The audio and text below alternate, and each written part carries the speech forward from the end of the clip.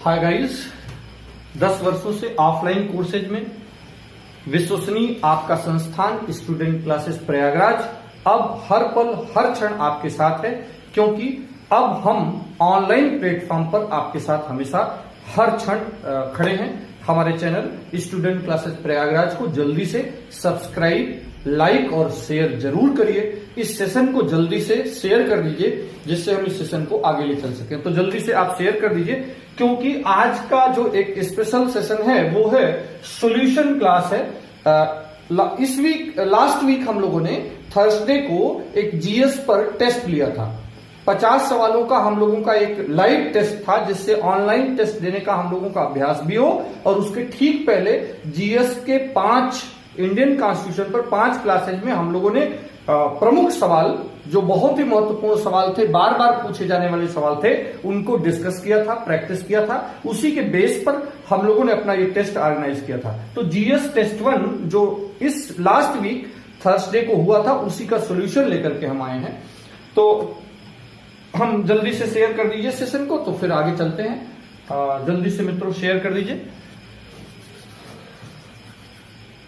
Share तो आप जानते हैं कि मेरी गुरु दक्षिणा है। अगर गुरु शिष्य परंपरा में जरा सा विश्वास रखते हैं, वैसे आप सब हमारे मित्र हैं, ठीक। तो जल्दी से सेशन को शेयर करिए, जिससे दूर तक इसका फायदा हो सके। आज की क्लास में जीएस टेस्ट 1 इंडियन कॉन्स्टिट्यूशन पे जो टेस्ट हुआ था, उसमें आपने बहुत बढ़ चढ़ करके हिस्सा लिया और बहुत ही उत्साह और जोश गर्मजोशी से आपने आंसर किए। कमेंट बॉक्स में वैल्यूएबल कमेंट आए। इन सब बातों के लिए आपका जो उत्साह हमने देखा, इसलिए हम सोल्यूशन लेकर के आए हैं। तो कुछ लोग ऐसे होते हैं जो पढ़ते हैं, टेस्ट से भाग जाते हैं। कुछ लोग ऐसे होते हैं जो पढ़ते हैं, टेस्ट देते हैं, सॉल्यूशन से भाग जाते हैं। उनको ये लगता है कि जैसे सॉल्यूशन क्लास में कुछ नहीं मिलेगा। लेकिन मित्रों, मैं बता दूं कि पढ़ाई एक स्टेप, दूसरा स्टेप टेस्ट और तीसरा स्टेप सॉल्यूशन। सॉल्यूशन में आप क्या करते हो, तब जाकर के कंप्लीट वो टॉपिक कंप्लीट होता है, क्योंकि यहां पर हम लोग क्या जान पाते हैं, एक तो सेल्फ इवोल्यूशन कर पाते हैं, अपना स्वयं मूल्यांकन कर पाते हैं कि भाई हम कहां हैं, क्या कमियां हैं, उसको देखने के लिए आपको यहां आना पड़ेगा। प्लस पढ़े कुछ जाने, टेस्ट दिए कुछ जाने, और जितना टेस्ट दिए उसका 4 गुना आप कहां जानोगे, सॉल्यूशन में। बस वीडियो में अंत तक लेक्चर में बने रहिएगा। आप देखोगे कि अगर आज 50 सवाल टेस्ट से सीखे हो, तो मैं गारंटी लेता हूं मेरे साथ लास्ट तक बने रहोगे और नोट डाउन करते रहोगे। जिन की पॉइंट्स को मैं चर्चा में लाऊंगा, तो आप लगभग 200 सवाल का ग्रुप, माने इंडियन कॉन्स्टिट्यूशन पे 200 सवाल आप डिस्कस करोगे। तो ये कनेक्टेड कॉन्स्टिट्यूशन से, जो सवालों से कनेक्टेड कंटेंट होते हैं, वो भी हम कवर करेंगे, ठीक। हम लोग अपने समय श्रम धन को हमेशा ध्यान में रखते हैं कि बर्बाद ना हो, इसलिए जल्दी से शेयर करिए। और हम लोग आते हैं अपने पहले सवाल पर। टेस्ट का जो पहला सवाल था, फटाफट कलम कापी खोल लीजिए। जो हम लोगों के टेस्ट का पहला सवाल था, हम लोग पढ़ते हैं। अब सवाल को दोबारा हम बहुत ज्यादा नहीं लिखेंगे, कीवर्ड्स के वाया लेंगे और उसके आंसर को देखेंगे, और उसमें पूरा प्रयास करेंगे कि उस कंटेंट में हम और भी ऐसी कीवर्ड्स डाल सकें, ठीक। और कहां किन मुद्दों पर गलतियां किया, कैसे गलती हो गई, कुछ चीजों को पढ़े उसके बाद भी गलती हो गई, क्योंकि जो हम लोगों ने एनालिसिस किया, हमने उसमें क्या देखा कि कुछ लोग बहुत से सरल सवाल अति उत्साह में गलती कर चुके हैं, पढ़े हैं। कुछ लोगों ने गलती की, फिर जल्दी से अगले आंसर में सुधारा है। कुछ लोग जानते हैं लेकिन सही उत्तर सही समय पर नहीं दे पाए। तो इस तरह का जो टेस्ट हम अरेंज कर रहे हैं, वो बहुत ही आपके लिए कारगर सिद्ध हो। ऑनलाइन एग्जाम का फोबिया दूर हो, आप जो पढ़े हो उसको अप्लाई कर पाओ, इसलिए हम जानबूझ करके सवालों को ऐसा अरेंज करते हैं। तो आप पूरा प्रयास करिए कि जब जब टेस्ट मिले आपको शामिल होइए। इसी हफ्ते सैटरडे को आपको हिंदी वर्णमाला पर टेस्ट मिलने वाला है, और मैं बता दूं कि दुनिया अनलॉक पोजीशन पे जा रहा है। अभी हम लोग लॉकडाउन 1, 2, 3 इस फेज को देखे, 4 फेज को, और 5वें में हम लोग लॉकडाउन अनलॉक पोजीशन पर जा रहा है। तो हो सकता है कि सब सही रहा तो अगले महीने हम लोग अपनी कोचिंग खोल पाए, ऑफलाइन क्लासेस भी चल पाए। तो स्पेशली ऑफलाइन क्लासेस के बच्चों के लिए और सब के लिए मैं बता दूं कि नेक्स्ट वीक मंडे से अब हम लोग अनलॉक पोजीशन पर आ रहे हैं, जिससे आपके अंदर फिर से पुरानी स्फूर्ति, जोश, गर्मजोशी आ जाए अर्थात हम अगले हफ्ते Monday to Sunday rapid course लेकर के आ रहे हैं, जिससे कोचिंग खुले उसके पहले हमारे अंदर पूरी तरह से फ्रेशनेस हो। तो अब अगले हफ्ते कमर कस लीजिएगा, मंडे को ठीक शाम 8 बजे मंडे से लेकर संडे तक लगातार आपको क्लासेज मिलती रहेंगी। ठीक, जीएस की लगातार क्लासेज मिलती रहेंगी, इसलिए अभी से तैयार रहिए। जल्दी से हम लोग अपने पहले सवाल की ओर चलते हैं। पहला सवाल आप देखे थे कि क्या था, केंद्र में द्वैध शासन किस अधिनियम के अंतर्गत स्थापित किया। द्वैध शासन से जुड़ा सवाल था और सवाल था कि केंद्र में कब लागू किया गया। ठीक, विकल्प ए, बी, सी और डी, 4 विकल्प आपके पास थे। इस सवाल को पढ़ने में लोगों ने गलती कर दी, पढ़े सब हैं, सवाल को पढ़ने में गलती कर दी जल्दीबाजी में। मैं बताऊं मैक्सिमम लोगों ने आंसर गलत किया है। पहले टेस्ट का पहला सवाल उत्तर गलत दिया आपने।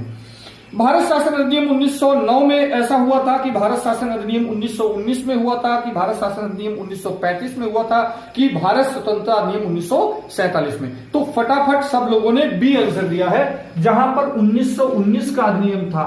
बिल्कुल गलत उत्तर था। उत्तर इसलिए उन्होंने ये गलत किया क्योंकि बिल्कुल सही बात है कि 1919 के अधिनियम में द्वैध शासन आया था, लेकिन सवाल था केंद्र में, और सवाल उत्तर आप दे रहे हो कहां का, राज्य का।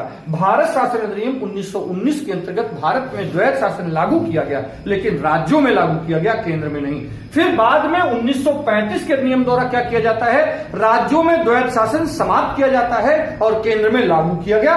भारतीय शासन अधिनियम 1935 के अंतर्गत भारत में प्रांतों में स्वायत्तता दी गई थी। ठीक, तो 1935 का नियम कहां लिखा था, विकल्प सी में। तो इसका सही उत्तर क्या होगा, विकल्प सी। तो पहले का सही उत्तर विकल्प सी होगा। गलती कहां किया, गलतियां कैसे होती हैं आप देख लीजिए।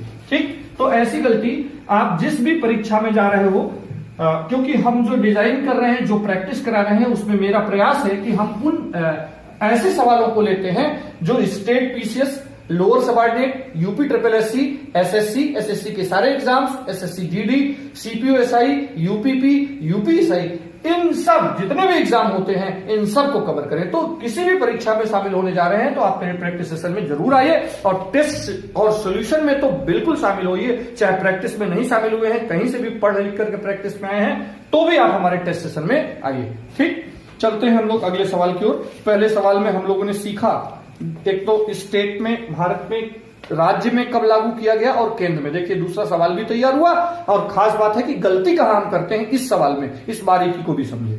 सवाल नंबर 2 कह रहा है 1935 का गवर्नमेंट ऑफ इंडिया एक्ट क्यों महत्वपूर्ण है। दूसरे सवाल में ये सवाल पूछ रहे हैं, दूसरा जो सवाल है उसमें क्या था कि गवर्नमेंट ऑफ इंडिया एक्ट 1935 का जो भारत शासन अधिनियम 1935 है वो क्यों महत्वपूर्ण है। ए, बी, सी और डी, 4 विकल्प हैं। विकल्प ए में लिखा है भारत के संविधान का प्रमुख स्रोत है, इसके द्वारा। विकल्प बी में लिखा है इसके द्वारा भारत को स्वतंत्रता मिली। विकल्प सी में लिखा है इसने भारत विभाजन उल्लिखित है, और विकल्प डी में इसके द्वारा रियासतें समाप्त की गई। खास बात है कि इस सवाल का मैक्सिमम लोगों ने उत्तर बिल्कुल सही दिया है। इसका दूसरे का उत्तर ए सही होगा। क्यों, क्या कि भारतीय संविधान का सबसे प्रमुख स्रोत है। हम लोग जानते हैं एक सवाल ऐसे ही पूछता है कि भारत के संविधान का सबसे प्रमुख स्रोत कौन है, भारत शासन अधिनियम 1935। हमारा उत्तर क्या होगा, भारत शासन अधिनियम 1935, क्योंकि हम लोग जानते हैं भारत शासन अधिनियम 1935 के 200 अनुच्छेद या तो यथावत, लगभग 200 अनुच्छेद या तो यथावत या थोड़े बहुत शाब्दिक फेरफार के साथ भारत के संविधान में शामिल कर लिए गए हैं। ठीक, तो भारत के संविधान का जो सबसे प्रमुख स्रोत निकल करके आया, इसीलिए विकल्प ए उत्तर सही होगा। ठीक, हम लोग बढ़ते हैं अपने तीसरे सवाल की ओर। तो टेस्ट का सवाल नंबर 3 कह रहा है कि एक निर्वाचित संविधान सभा द्वारा भारत के संविधान का निर्माण करने का प्रस्ताव किया गया था। आपके पास 4 विकल्प थे, ए, बी, सी और डी। इन 4 विकल्पों में विकल्प ए में लिखा था साइमन कमीशन द्वारा, बी में लिखा था भारत शासन अधिनियम 1935 द्वारा, सी में लिखा था क्रिप्स मिशन द्वारा, और डी में लिखा है ब्रिटिश कैबिनेट डेलीगेशन द्वारा। ठीक, इन 4 विकल्पों में सही उत्तर देना था। सवाल है कि निर्वाचित संविधान सभा द्वारा भारत के संविधान के निर्माण का, देखिए प्रस्ताव पूछा है, यहां पर भी कुछ लोगों ने गलती की है। ठीक, कुछ लोगों ने थोड़ा बुद्धि लगाई, सही बुद्धि लगाई, लेकिन सवाल को बहुत अच्छे से नहीं पढ़ा। उनको थोड़ा नॉलेज, ज्ञान तो है इस सब विषय का, माने इस टॉपिक का, लेकिन वही भटकाव, जल्दीबाजी। सवाल है कि सबसे पहले प्रस्ताव कौन आया। देखिए 2 सवाल, इस पॉइंट से 2 सवाल बनता है। कभी कभी पूछेगा कि प्रस्ताव कौन लाया, और कभी कभी पूछेगा भारत की संविधान सभा का गठन इनमें से किनकी संस्तुति पर किया गया था, या संविधान सभा का प्रस्ताव, संविधान सभा जो गठित हुई थी वो किसके प्रपोजल पर, किसके द्वारा वो प्रपोजल आया था। तो जब प्रस्ताव की बात होगी तो सबसे पहले प्रस्ताव किया था क्रिप्स मिशन ने। कब हुआ था? 1942 में। सबसे पहले जो अंग्रेजों ने सैद्धांतिक सहमति दी थी। अगर बात करें भारत में संविधान सभा की मांग की, तो हम लोग देखेंगे कि 1895 में बीजी तिलक ने 1895 में स्वराज विधेयक एक बनाया था, एक निजी विधेयक था, उसमें सबसे पहले बात कही थी। फिर आगे चल करके महात्मा गांधी कहते हैं भारतीय अपने भाग्य का फैसला स्वयं करेंगे। फिर आगे चल करके भारतीय राष्ट्रीय कांग्रेस प्रस्ताव पारित कर देती है कि संविधान सभा कैसी होगी, वो निर्वाचित संविधान सभा। तो ये सब अपना भारतीयों की तरफ से जो एक डिमांड चल रही थी, उस पर सैद्धांतिक सहमति कब मिली? 1942 क्रिप्स प्रस्ताव पर। तो विकल्प 3 का प्रस्ताव पूछा है तो उत्तर कौन सा सही होगा? सी, क्योंकि क्रिप्स मिशन कहां है? सी में। तो तीसरे का आपका उत्तर सी सही होगा। लेकिन हम तीसरा सवाल सी सही करें उसके पहले देखिए ये 2 सवाल अब दोबारा जिंदगी में गलती ना हो, इसलिए कंफर्म कर लेते हैं। जब कभी भी आपसे पूछा जाए कि भारत में संविधान सभा का प्रस्ताव, या आपसे पूछा जाए सैद्धांतिक तौर पर अंग्रेजों ने, ब्रिटिशरों ने सहमति कब दिखाई थी, तो इन दोनों का उत्तर 1942 होगा। और 1942 में क्या आया था? क्रिप्स मिशन आया था, है ना। तो जो क्रिप्स प्रस्ताव थे, पहली बार उसी में संविधान सभा के प्रस्ताव को सैद्धांतिक सहमति, लेकिन ये सब हम जानते हैं क्रिप्स प्रस्ताव पर हमारी और अंग्रेजों के साथ बनी नहीं थी। क्यों नहीं बनी थी? क्योंकि वो सब कुछ किसके बाद करना चाहते थे? युद्धोपरांत। हम चाहते थे तुरंत आजादी और फिर उसके बाद हम समर्थन करेंगे। और जब कभी पूछा जाए भारत की संविधान सभा का गठन किसके प्रपोजल पर हुआ था, या कैसी होगी संविधान सभा, यह प्रस्ताव किसने दिया था? व्यवहार रूप में, वास्तव में व्यवहार रूप में अस्तित्व में संविधान सभा किसके प्रस्ताव पर आई? तब आपका उत्तर क्या होगा? हमेशा कैबिनेट मिशन। ठीक है ना, याद रखिएगा। कैबिनेट मिशन 1946 में भारत आया था। उसकी संस्तुति के आधार पर भारत में संविधान सभा व्यवहार में अस्तित्व में आई थी, लेकिन सैद्धांतिक सहमति क्रिप्स प्रस्ताव 1942 में हो गया था। ठीक, तो नेक्स्ट टाइम आप ऐसी गलती नहीं करेंगे। देखिए हमने बताया है कि जो सॉल्यूशन वाला पोर्शन है, अगर आप उसमें रहोगे तो आप 50 सवाल का टेस्ट दिए हो, 200 सवाल और तैयार होंगे। तो 250 सवाल ये, और GS 1 to 5 प्लेलिस्ट में जाकर के हमारे प्रैक्टिस सेट लगभग आप देखोगे कि 400 चुनिंदा इंपॉर्टेंट सवाल आप इंडियन कॉन्स्टिट्यूशन पर डिस्कस करोगे, और उस डिस्कस के दौरान आपके और भी दिमाग व्यूज खुलेंगे। तो किसी भी परीक्षा की तैयारी के लिए आपके अंदर व्यूज डेवलप हो जाए, बस काम खत्म। रटने वटने की आवश्यकता नहीं है। रट करके कितना आप पकड़ पाओगे। क्वेश्चन नंबर 4 था, इन व्यक्तियों में से कौन कैबिनेट मिशन का सदस्य नहीं था? 4 विकल्प हैं, इन 4 विकल्पों में 4 नाम थे। ठीक, कैबिनेट मिशन अभी जिसकी चर्चा हुई, जो 1946 में भारत आया था, जिसकी संस्तुति के आधार पर ही व्यवहार में संविधान सभा अस्तित्व में आ पाई हमारी, उसमें कुल कितने मेंबर थे? सबसे पहले तो सवाल ये पूछता है कुल कितने मेंबर थे। तो याद रहे, जो कैबिनेट मिशन था, कैबिनेट मिशन में कुल कितने मेंबर थे? कैबिनेट मिशन में कुल 3 सदस्य थे। तो पहली बात तो एक गलत है, 3 सही होगा। ठीक, वो 3 सदस्यों में कौन कौन लोग थे? एक तो पैथिक लॉरेंस थे, ठीक, दूसरा अलेक्जेंडर थे, एवी अलेक्जेंडर थे, और तीसरे थे सर स्ट्रेफोर्ड क्रिप्स। ठीक, तो क्रिप्स को भी ध्यान में रखिएगा। इसमें जो चेयरपर्सन थे सर पैथिक लॉरेंस थे। माने अगर इस कमीशन की अध्यक्षता, मिशन की अध्यक्षता कौन कर रहा था, तो आप हमेशा उत्तर दीजिएगा कौन? Sir Pethick Lawrence. और ये दोनों कौन थे? ये 2 के दोनों मेंबर थे। ठीक है, ये दोनों सदस्य थे। ठीक, अब इसमें देखिए क्रिप्स मिशन पहले भी आ चुके थे जानबूझ करके, इसीलिए इनको क्रिप्स को कैबिनेट मिशन में। अब सवाल इस बात का है कि कब पहुंचा था भारत, तो सीधी सी बात है कैबिनेट मिशन मार्च 1946 में भारत आया था। एक सवाल ये। भारत में संविधान सभा का गठन किसकी संस्तुति के आधार पर? तो आपका उत्तर होगा कैबिनेट मिशन के आधार पर।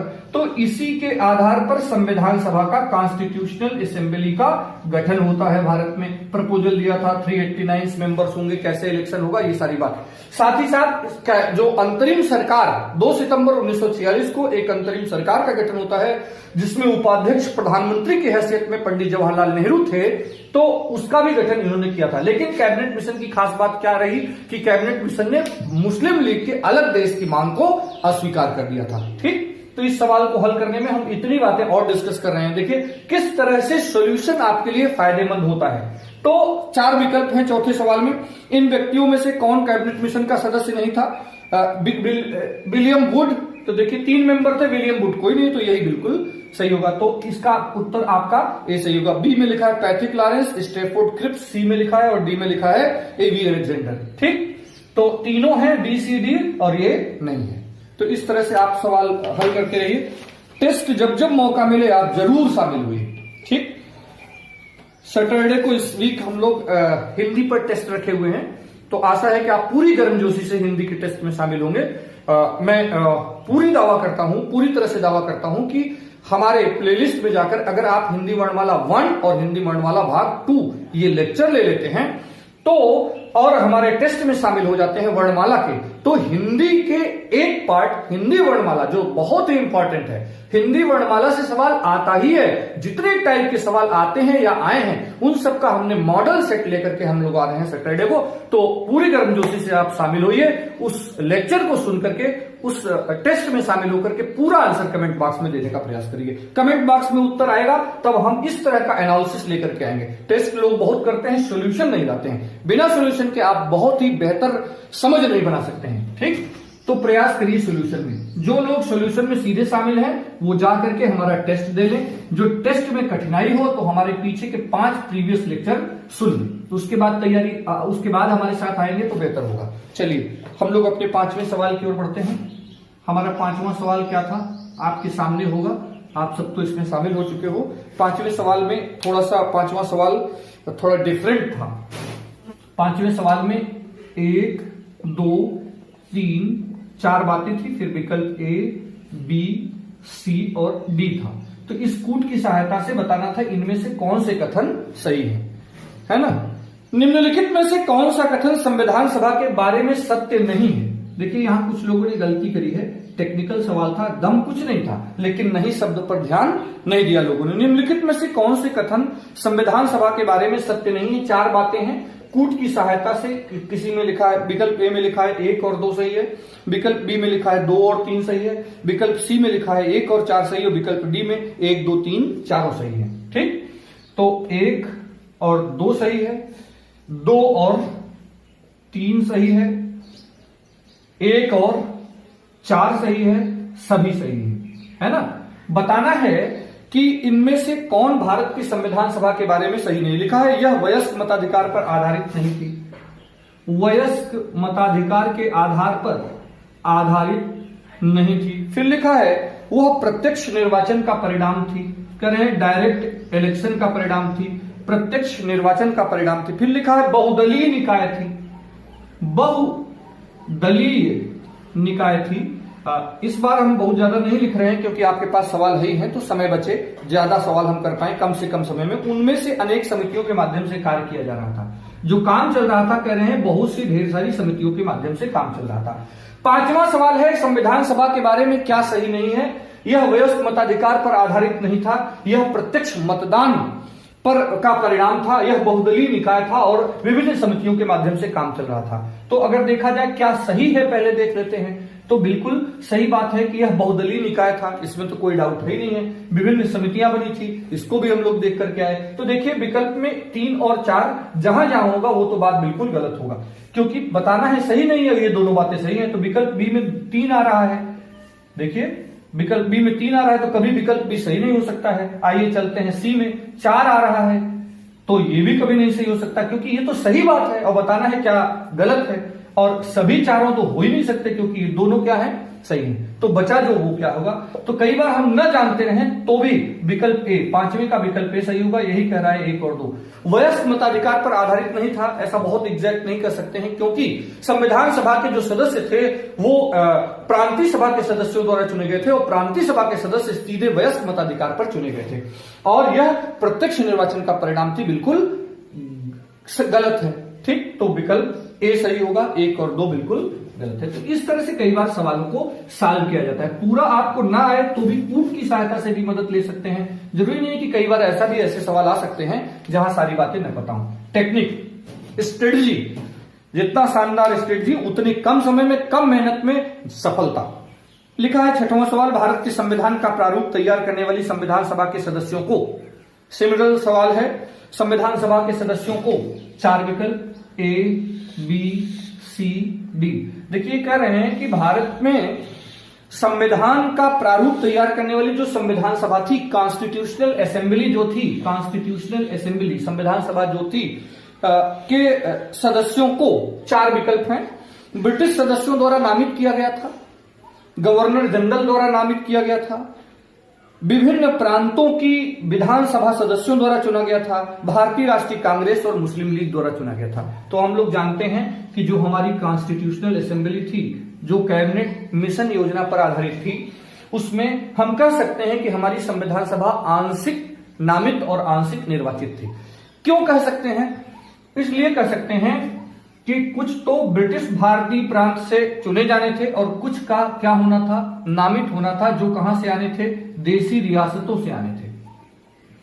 तो देखिए जो देसी रियासत से आ रहे थे वो तो राजाओं के प्रतिनिधि थे, जो देसी राजा थे उनके प्रतिनिधि थे, तो वो तो नामित होंगे, तो वहां इलेक्शन हो नहीं रहा था। तो पूरी संविधान सभा में कुछ नामित सदस्य और कुछ इलेक्टेड मेंबर, तो अंशतः नामित, अंशतः नामित और अंशतः इलेक्टेड मेंबर थे। ठीक, तो ये कहा जाए कि ब्रिटिश सरकार द्वारा चुने गए थे, बिल्कुल गलत है।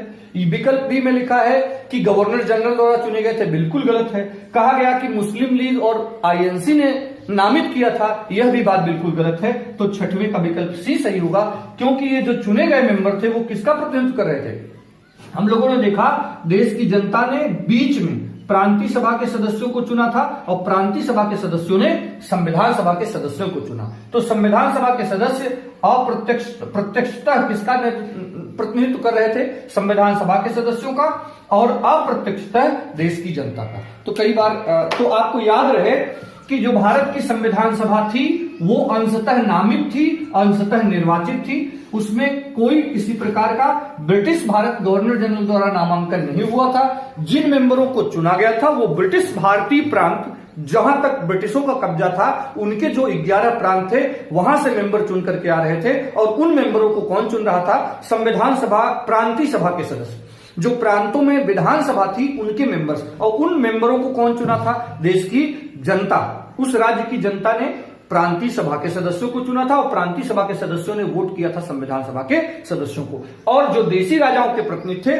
वो राजा स्वतः अपनी तरफ से उनको भेज रहे थे। ठीक, 7वें सवाल की ओर बढ़ते हैं। 7वां सवाल कह रहा है भारत के इतिहास के संदर्भ में प्रांतों से संविधान सभा के सदस्य। कह रहा है अगर बैक जाए, हिस्ट्री में जाए, वही संविधान सभा से जुड़ा ही सवाल है।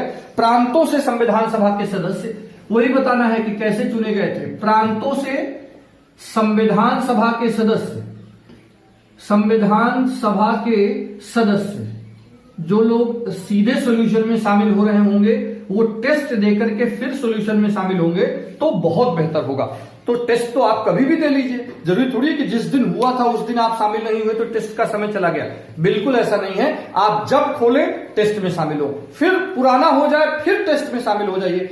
तो जब भी आप पढ़िए, रिवीजन करिए, एग्जाम में जाने से पहले कभी भी हमारे टेस्ट को ले सकते हैं। इस तरह से लगातार हम टेस्ट देते रहेंगे। इस सैटरडे को हिंदी पर टेस्ट है, नेक्स्ट वीक फिर से क्या टेस्ट आ रहा है, फिर से हम जीएस पर अगले सप्ताह टेस्ट लेंगे, जिसकी प्रीवियस सूचना आपको दे दी जाएगी।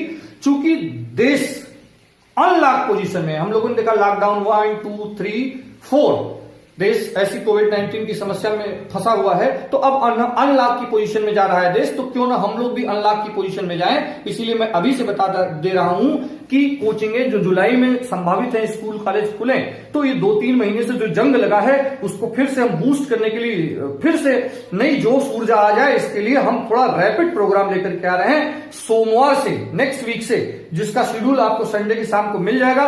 हम प्रयास होगा कि डेली एक जीएस पर क्लास होगी और शाम को 8 बजे आपको प्रैक्टिस सेशन मिलेगा, और वो मंडे टू सैटरडे तक लगातार रैपिड प्रोग्राम चलेगा, जिससे हमारे अंदर फिर से जोश जज्बा फिर से जिंदा हो जाए, और जब हम अपने क्लासरूम प्रोग्राम और इन सब में स्कूल कॉलेज जाएं तो फिर से हम लोग नए तरीके से तैयार रहें। ठीक, तो आप मेंटली प्रिपेयर रहिए। आइए 7वें सवाल की ओर चलते हैं। विकल्प है उन प्रांतों के लोगों द्वारा सीधे निर्वाचित हुए थे। प्रांतों से संविधान सभा के सदस्य कैसे चुने गए थे? प्रांतों के लोगों ने उन्हें सीधे चुना था, सीधे चुना था। भारतीय राष्ट्रीय कांग्रेस और मुस्लिम लीग द्वारा नामित हुए थे। ये कह रहा है आईएनसी और मुस्लिम लीग द्वारा नामित थे। प्रांतीय सभा के सदस्य, ठीक, प्रांतीय विधानसभाओं द्वारा निर्वाचित हुए थे। प्रांतीय, इस सवाल को सब लोग जानते थे, लेकिन इसमें फिर भी गलती कर दिया कि प्रांतीय विधानसभाओं द्वारा नामित किए गए थे। ठीक, क्या सरकार द्वारा संवैधानिक मामलों में उसकी विशेषज्ञता के लिए चुने गए थे? माने सरकार ने चुना था, ब्रिटिश सरकार थी तो सरकार ने नामित किया था, ऐसा कुछ है क्या? संविधान सभा को चुनने वाले प्रांतों से जो संविधान सभा के सदस्य चुने गए थे, अभी हम लोगों ने देखा ये हमारी संविधान सभा, ये सारे मेंबर्स कैसे चुने गए थे? प्रांतों के सभाओं से चुने गए थे, ठीक है ना। और प्रांतों के सभा के सदस्यों को देश की जनता ने चुना था, आम पब्लिक ने चुना था। तो देश की जनता का प्रत्यक्ष प्रतिनिधित्व प्रांतीय सभा के सदस्य और प्रांतीय सभा के सदस्यों का प्रत्यक्ष प्रतिनिधित्व संविधान सभा कर रही थी। संविधान सभा के सदस्य प्रांतीय सभा का प्रत्यक्ष और देश की जनता का अप्रत्यक्ष प्रतिनिधित्व कर रहे थे। ठीक, तो सवाल था भारतीय इतिहास के संदर्भ में प्रांतों से संविधान सभा के सदस्य उन प्रांतों के लोगों द्वारा सीधे निर्वाचित थे, सीधे निर्वाचित नहीं थे। संविधान सभा के सदस्य देखिए जनता द्वारा सीधे निर्वाचित हैं? नहीं। कैसे निर्वाचित हैं? प्रांतों के विधानसभाओं द्वारा चुने गए थे। दूसरा है भारतीय राष्ट्रीय कांग्रेस मुस्लिम लीग द्वारा नामित हुए थे। बी भी बिल्कुल गलत है, ए भी बिल्कुल गलत है। प्रांतीय विधानसभाओं द्वारा निर्वाचित हुए थे, बिल्कुल सही बात है। संविधान सभा के सदस्य प्रांतीय विधानसभाओं द्वारा निर्वाचित हुए थे, तो विकल्प सी सही होगा। 7वें का उत्तर सी सही है। सरकार द्वारा नामित हुए थे, ये भी बिल्कुल गलत है। मजे की बात तो यह है कि 6वां 7वां सवाल लगभग एक जैसा है, थोड़ा बहुत फेरफार है उसमें। गलती मजा तब आता है जब देखने में ये मिलता है, जब आप कमेंट बॉक्स में आंसर दिए उससे हमको पता चला कि कुछ लोगों ने 6वां सही किया, 7वां गलत किया। 6वां सही किया तो 7वां क्यों गलत किया? लगभग सिमिलर है। कुछ लोगों ने 6वां और 7वां दोनों गलत किया, कोई बात नहीं, हो सकता है ना पता हो, लेकिन 6वां सही कर दिया, 7वां गलत, 6वां गलत, 7वां सही, ये सवाल मुझे समझ में नहीं आया। इसका मतलब आप वो देखिए कि कहां आप गलती कर रहे हो, तो ऐसी गलतियां दोबारा न हो, इसलिए हमारे एनालिसिस सेशन में आपको शामिल होना जरूरी है। हम चलते हैं 8वें सवाल की ओर। बहुत बेहतर तरीके से समझ बनाने का प्रयास करिए। लिखा है भारतीय संविधान के निर्माण के समय संवैधानिक सभा के सलाहकार कौन थे? तो देखिए ये तो फैक्ट है, ये तो थोड़ा सा आपको याद रखना है। इसमें कोई कॉन्सेप्ट नहीं कि दिमाग बनाओ कैसे हुआ क्या हुआ, ये सब बात नहीं है। 4 विकल्प थे, doctor BR Ambedkar, doctor Rajendra Prasad, BN Rao, KM Munshi. तो हम लोग जानते हैं भारत की संविधान सभा के संवैधानिक सलाहकार कौन थे? BN राव। और जो विकल्प सी में लिखा है तो 8वें का विकल्प सी सही होगा। जिनके पास ना हो वो नोट कर लेंगे, विकल्प सी, 8वें का विकल्प सी सही कर लेंगे और नोट कर लेंगे। संविधान सभा के संवैधानिक सलाहकार, संविधान सभा के संवैधानिक सलाहकार BN राव थे। ठीक, हम लोग बढ़ते हैं अपने 9वें सवाल की ओर। 9वां सवाल कह रहा है भारतीय संविधान को संविधान सभा द्वारा अंगीकृत किया गया। सवाल कर रहा है कि भाई अंगीकृत कब किया गया? जो हमारा जो संविधान है उसको अंगीकृत कब किया गया ये बताना है। बड़े मजे की बात है कि देखिए इसमें सारी सूचना सवाल में ही, आगे टेस्ट में कुछ ऐसे सवाल और मिलेंगे जिसको लोगों ने गलती किया है। संविधान सभा द्वारा अंगीकृत कब किया गया? देखिए अभी पूछ रहा है संविधान सभा द्वारा अंगीकृत कब किया गया, और आगे पूछेगा कि भारत के संविधान को अंगीकृत किसने किया या आत्मार्पित किसने किया, एडॉप्ट किसने किया। अरे किया किसने? इसी सवाल में तो लिखा है, आगे के सवाल का उत्तर भी लिखा है संविधान सभा द्वारा। तो देखिए जब सवाल दीजिए जब टेस्ट दीजिए, जब कभी भी आप एग्जाम देने जाइए तो बहुत से सवालों से ही पक्का है 2-4 सवाल तो ऐसे ही पेपर में सही हो जाते हैं। बस क्या होना चाहिए, दिमाग खुला होना चाहिए, विजन क्लियर होना चाहिए। इतना छोटे से दिमाग में किसी के साथ बन के न रहो, न मेरे साथ। जीएस या कंपटीशन की पढ़ाई का मतलब ये होता है, या कभी भी पढ़ाई का मतलब बंधन नहीं होता, पढ़ाई का मतलब होता है खुलना, स्वतंत्रता, आजादी। क्या खुलना, दिमाग खुलना। दिमाग खुलता जाए, आपकी पढ़ाई और तैयारी होती जाएगी। तो किसी के साथ, हमारे दिमाग के साथ भी आप बंद करना चलिए। हाँ, अगर हमसे कुछ मिल पाए तो ले करके आप उड़ान भरिए। तो ये सब चीजें उड़ान के लिए होती हैं, बंधन के लिए नहीं होती हैं। लेकिन नैतिकता और समाज के बंधन और नियमों के दायरे में रहते हुए, देश के कानूनों के दायरे में रहते हुए स्वतंत्रता कभी उच्च श्रृंखल न होने पाए। भारतीय संविधान को संविधान सभा द्वारा अंगीकृत किया गया। 4 विकल्प हैं, A, B, C, D। माने ये बताना है कि अंगीकृत कब किया गया। अब देखिए, अगर देखा जाए तो भारत के संविधान में इस बात की सूचना कहां से मिलती है, भारत के संविधान के प्रियम्बल से। भारत के संविधान के प्रियम्बल के अंतिम पैरा में लिखा है, आज अपनी संविधान सभा में आज 26 नवंबर 1949 मिति मार्क्सिस शुक्ला सप्तमी संवत 2006 विक्रमी को एतद द्वारा इस संविधान को अंगीकृत, अधिनियमित और आत्मार्पित करते हैं। तो 3 बातें आई हैं। 26 नवंबर 1949 को क्या कर रहे हैं, अंगीकृत, अधिनियमित और आत्मार्पित कर रहे हैं। तो अंगीकृत कब किया गया, क्या सोर्स मिल रहा है, 26 नवंबर 1949 को। तो जहां 26 नवंबर 1949 लिखा होगा वही अंगीकृत होने की तिथि है। अर्थात भारत का संविधान बनकर कब तैयार हुआ, इसी को दूसरे शब्दों में भी सवाल पूछ लेता है, 26 नवंबर 1949 को। तो विकल्प ए में लिखा है 26 नवंबर 1949, तो 9वें का विकल्प ए बिल्कुल सही है। ठीक, तो भारत के संविधान की प्रस्तावना से अंगीकृत होने की तिथि की जानकारी मिलती है, संविधान बनकर कब तैयार हुआ इसकी जानकारी मिलती है, आत्मार्पित कब किया गया और अधिनियमित कब किया गया इसकी जानकारी मिलती है। तो भारत के संविधान की प्रस्तावना भी बहुत सी चीजों का सोर्स है। लिखा है भारत के संविधान को अपनाया गया। देखिए अगला सवाल ये है, संविधान सभा द्वारा, ब्रिटिश संसद द्वारा, गवर्नर जनरल द्वारा, भारतीय संसद द्वारा। 10वें में 4 विकल्प। भारत के संविधान को अपनाया गया किसके द्वारा, संविधान सभा द्वारा। आप आज 26 नवंबर 1949 मिति मार्क्सिस शुक्ला सप्तमी संवत 2006 विक्रमी को एतद द्वारा इस संविधान को अंगीकृत, अधिनियमित और आत्मार्पित करते हैं। गिविंग आवरसेल्फ, ये यूनिकनेस है इंडियन कॉन्स्टिट्यूशन के प्रियम्बल में। विश्व के किसी भी संविधान, किसी भी प्रियम्बल में ये शब्द गिविंग आवरसेल्फ या आत्मार्पित करते हैं, ये शब्द प्रयुक्त नहीं है। ठीक, तो अपनाया गया, आत्मार्पित किया माने अपनाया गया किसके द्वारा, संविधान सभा के द्वारा। ठीक, तो 10वें का विकल्प ए सही होगा, क्योंकि संविधान सभा द्वारा कहां लिखा गया है, विकल्प ए में। तो 10वें का कौन सा उत्तर, विकल्प ए सही है। 11वें सवाल की ओर हम लोग बढ़ते हैं। तो इस तरह से आप अपनी समझ बनाते हुए और बहुत ही धैर्य से, कोई जल्दी नहीं होती है, बहुत ही धैर्य से आप अपने सवाल को हल किया करिए। टेस्ट जब जब मिले जरूर शामिल हुई, क्योंकि ऑब्जेक्टिव एग्जाम से पार पाने का केवल एक तरीका है, वो है प्रैक्टिस। जब आप प्रैक्टिस किए तो उसको अप्लाई करिए, किसमें, टेस्ट में। निःशुल्क हम टेस्ट दे रहे हैं। ठीक, तो अगर हम निःशुल्क आपके घर बैठे टेस्ट पहुंचा रहे हैं तो आपकी भी ड्यूटी है कि आप हमारे टेस्ट में शामिल हुए, वाकई सिलेक्शन चाहते हैं तो। ठीक, और किसी को भी डर लगता है कंपटीशन से, पढ़ाई से, जीएस की तैयारी से, जीएस में किसी भी सेक्टर में किसी प्रकार की समस्या से, तो आप ज्वाइन करिए student classes Prayagraj. Online offline दोनों प्रोग्राम में आप देखोगे कि आपका डर भय छूमंतर हो जाएगा। ठीक, और जो सब्जेक्ट पढ़ोगे वो सब्जेक्ट बोलते हुए जाओगे, इस बात का दावा है। ठीक, तो तैयारी कराते हैं हम, पढ़ाई कम तैयारी ज्यादा, स्ट्रेटेजिक पढ़ाई, इसका मतलब ये है। 11वां सवाल कह रहा है, निम्नलिखित में से किसने सुझाव दिया था, एक पर्टिकुलर पर्सन का नाम पूछ रहा है, किसने सुझाव दिया था कि भारत की स्वतंत्रता के बाद भारतीय राष्ट्रीय कांग्रेस को राजनीतिक दल के रूप में भंग कर दिया जाना चाहिए। तो देखिए ये भी क्या है, थोड़ा सा दिमाग में जहन में रखने वाली चीज है, स्मृति वाली चीज है। ठीक, हम लोग जानते हैं कि इसका उत्तर महात्मा गांधी सही होगा।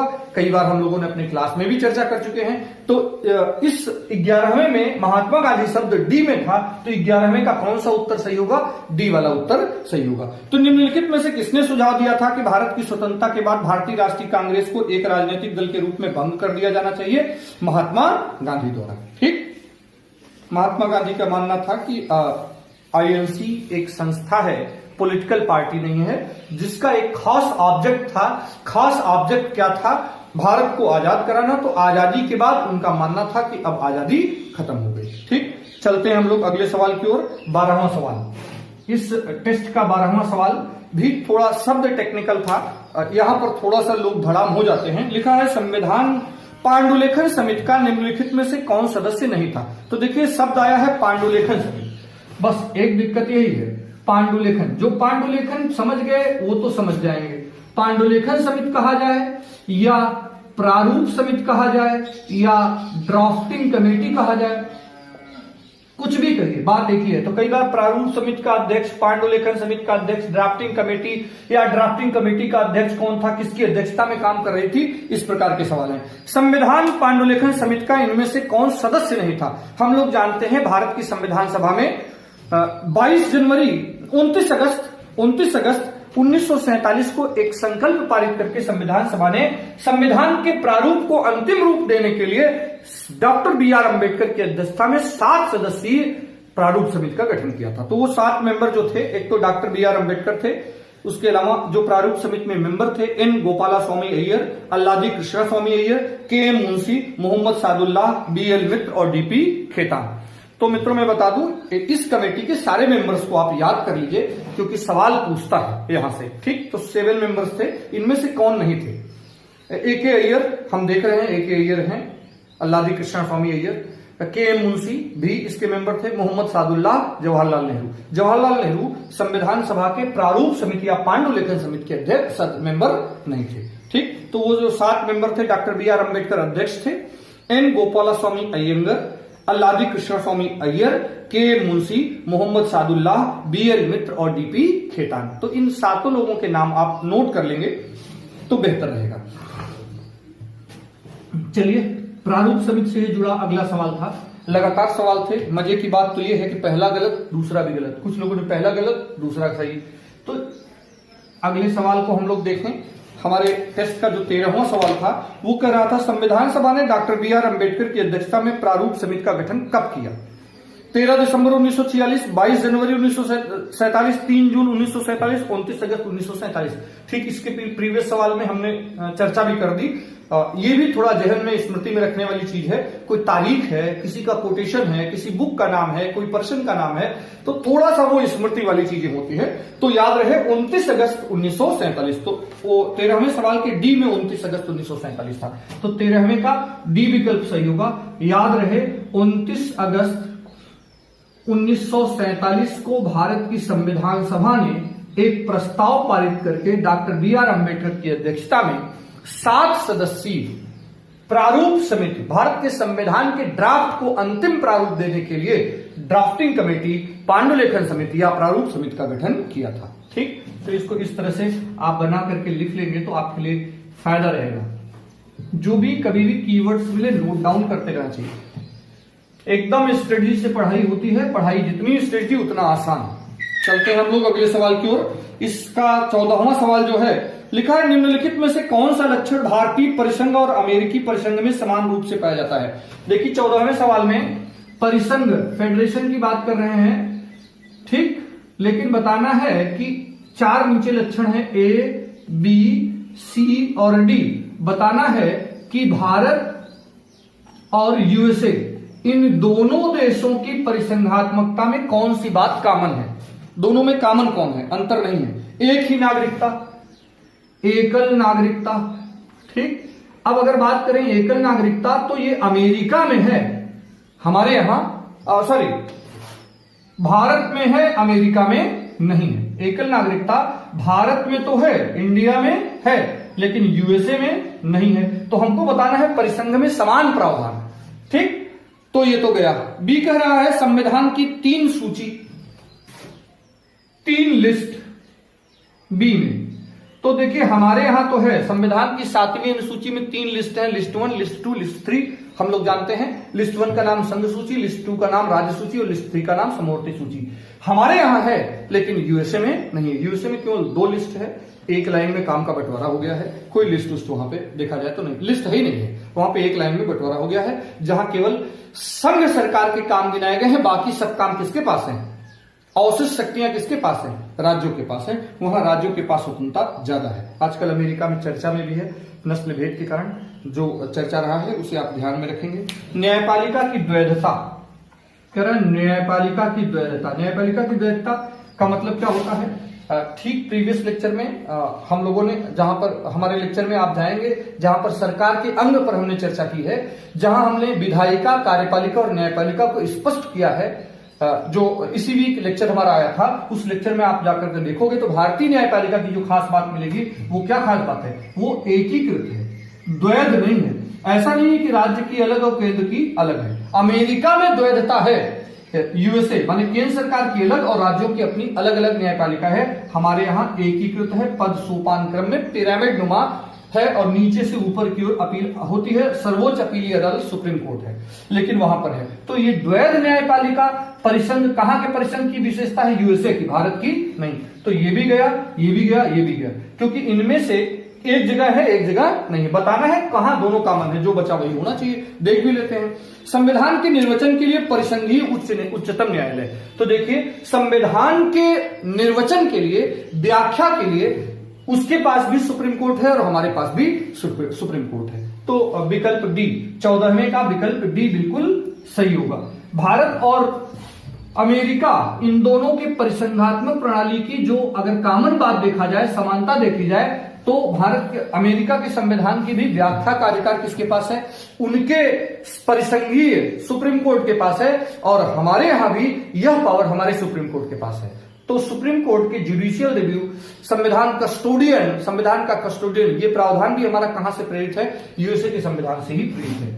चलिए हम लोग बढ़ते हैं अपने 15वें सवाल की ओर। इस टेस्ट का 15वां सवाल कह रहा है भारतीय राजनीतिक व्यवस्था में सर्वोच्च कौन है? तो कॉमन सेंस की बात है, भारत में रूल ऑफ लॉ है, रूल ऑफ पर्सन नहीं है। तो व्यक्ति तो सर्वोच्च हो ही नहीं सकता है।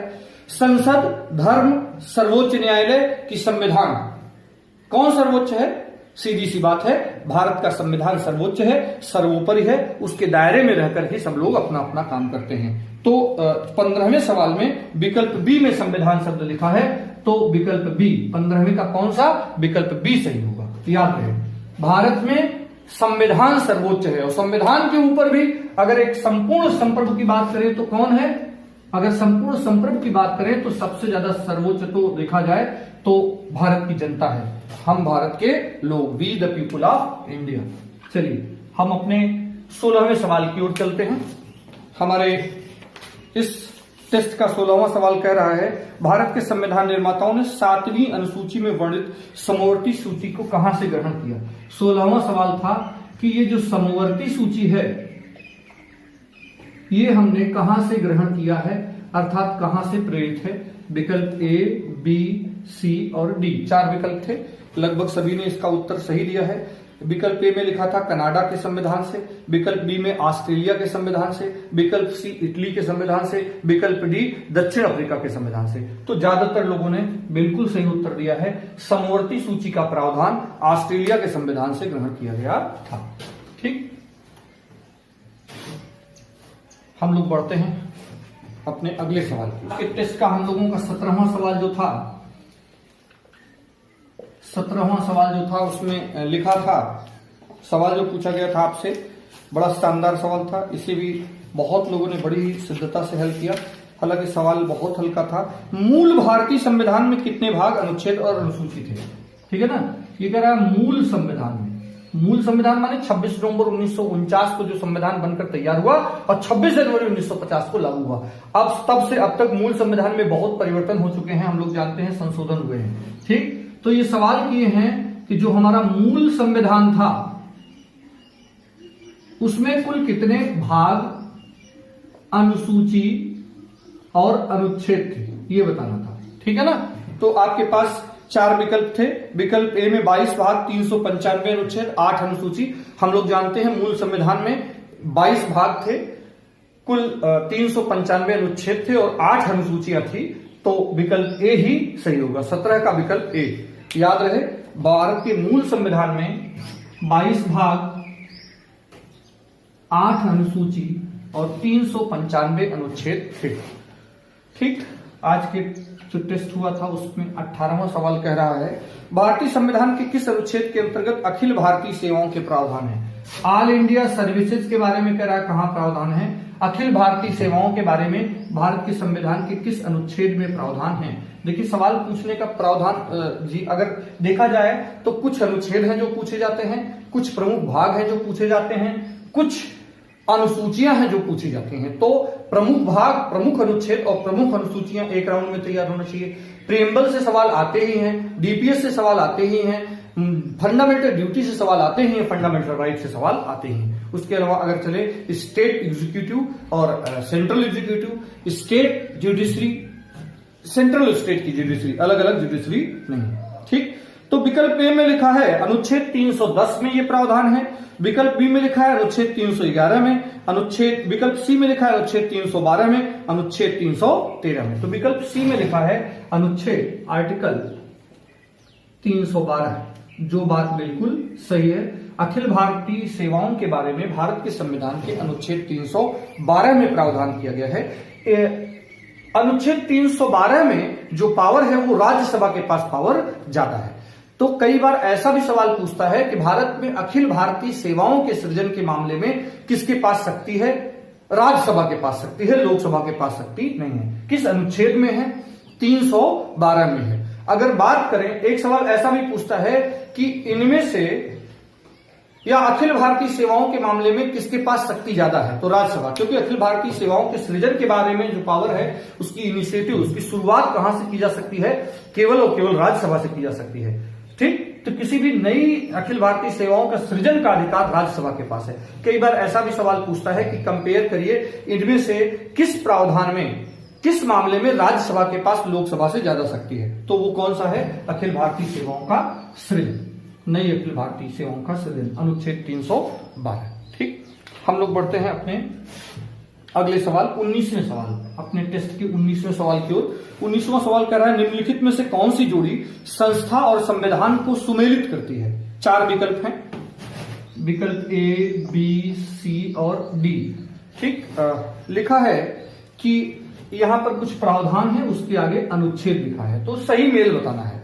लिखा है भारत का सर्वोच्च न्यायालय, उसके आगे 318, फिर लिखा है भारत का निर्वाचन आयोग, उसके सामने 324, फिर लिखा है संघीय लोक सेवा आयोग, उसके आगे 332 और फिर लिखा है महाधिवक्ता, अनुच्छेद 351। बताना है इनमें से कौन सा संस्था और संविधान के अनुच्छेदों का सही मेल है। तो देखिए भारत का सर्वोच्च न्यायालय, उसके आगे 318 बिल्कुल गलत है, क्योंकि भारत के सर्वोच्च न्यायालय के बारे में प्रावधान अनुच्छेद 124 में मिलता है। भारत का निर्वाचन आयोग बी में लिखा है, उसके आगे अनुच्छेद 324, जो बात बिल्कुल सही है, यही मेल है। अनुच्छेद हमारे क्वेश्चन का 19 नंबर का विकल्प बी बिल्कुल सही होगा। तो ये ऐसे सवाल कब क्लियर होंगे? जब आपको कुछ प्रमुख अनुच्छेद आपको पता हो। ठीक, आगे लिखा है संघ लोक सेवा आयोग, अनुच्छेद 332, जो बात बिल्कुल गलत है। संघ लोक सेवा आयोग के बारे में अनुच्छेद 315 में प्रावधान मिलता है और महाधिवक्ता अनुच्छेद 351, यह बात भी बिल्कुल गलत लिखा है। महाधिवक्ता के बारे में जो राज्य का एडवोकेट जनरल होता है, हर स्टेट के पास होते हैं, जो राज्य का सर्वोच्च विधिक अधिकारी होता है, जो राज्यपाल को विधिक सहायता और राज्यों का न्यायालयों में प्रतिनिधित्व करता है, एडवोकेट जनरल ऑफ स्टेट, महाधिवक्ता, उसके बारे में अनुच्छेद 165 में प्रावधान किया गया है। ठीक, तो याद रहे। हम लोग बढ़ते हैं अपने अगले सवाल की ओर, 20वां सवाल। सेशन को शेयर कर दीजिएगा, शेयर करने से फायदा होगा कि हमारे निःशुल्क शिक्षा के इस महाअभियान की अलग जन जन तक, घर घर तक रोशन करे। हमारा यही प्रयास है और इस प्रयास के सारथी आप हैं। बिना आपके शिक्षा की अलग नहीं जग सकती। तो आप पढ़े लिखे बुद्धिजीवी वर्ग हैं, इस शिक्षा का संचार आप करें, निःशुल्क इस शिक्षा के महाअभियान को आगे बढ़ाएं और आप जिस लायक हैं उस लायक आप हमारे साथ इस महाअभियान में कंधे से कंधा मिला सकते हैं। ठीक, तो दूर दराज होना, गरीबी होना, अभाव होना, जागरूकता की कमी होना, इन सब को तोड़कर हम लोग घर घर तक शिक्षा की अलग जगाएंगे, क्योंकि विकास शिक्षा से ही संभव है और किसी से संभव नहीं है। जो परिवर्तन आता है वो केवल और केवल शिक्षा से आ सकता है और किसी कानूनों से नहीं आता है। कानून भी तब बेहतर काम करेगा, सरकारें भी तब बेहतर काम करेंगी, सरकार बेहतर बनेगी ही तब, भ्रष्टाचार दूर होगा तब, जब हम समझ होगी, जागरूकता होगी, अर्थात हमारे अंदर शिक्षा होगी। तो हम एक तरह से चलिए देश निर्माण का काम कर रहे हैं, देश निर्माण में हम लोग इस महाअभियान को आगे बढ़ाते हैं। तो ऐसा अलग जगाइए कि जन जन, हाथ हाथ, मोबाइल मोबाइल, घर घर, कोने कोने, दिलो दिमाग पर स्टूडेंट क्लासेस प्रयागराज। लेकिन ये तब संभव है जब आप साथ होंगे तब। तो शिक्षा की अलग घर घर तक जाए, इसलिए जल्दी से सेशन को शेयर करिए। हम लोग बढ़ते हैं अगले सवाल की ओर, क्वेश्चन नंबर 20 की ओर, जिसमें 4 विकल्प हैं। जिसको कंपटीशन से डर लगता हो, पढ़ाई से डर लगता हो, कैसे की जाए, कैरियर गाइडेंस न हो, किसी प्रकार का भ्रम हो, गार्जियन हो, बच्चों को लेकर के कोई डाउट हो, Telegram, WhatsApp, comment box, Facebook, किसी भी माध्यम से हमारे पर्सनल कांटेक्ट से कैसे भी संपर्क कर सकते हैं। ठीक, जहां तक हम लोगों की जानकारी है वहां तक हम लोग पूरी तरह से गाइडेंस देंगे, और उसमें आपके वैल्यूएबल कमेंट्स, आपकी सुधार अगर कुछ है, आप हमसे कुछ और अपेक्षा करते हैं तो आप बिल्कुल देते रहिए। ठीक, हमारे पूरे प्रोग्राम की जानकारी हमारे चैनल में जाकर के ले सकते हैं। प्लेलिस्ट में एक ऐसा कॉमन अड्डा जहां सब कुछ मिलता है, बिना प्रयास के, बिना पैसे के, निःशुल्क, बिना मानसिक दबाव के। ठीक, हर प्रकार की परीक्षाओं की जानकारी के लिए।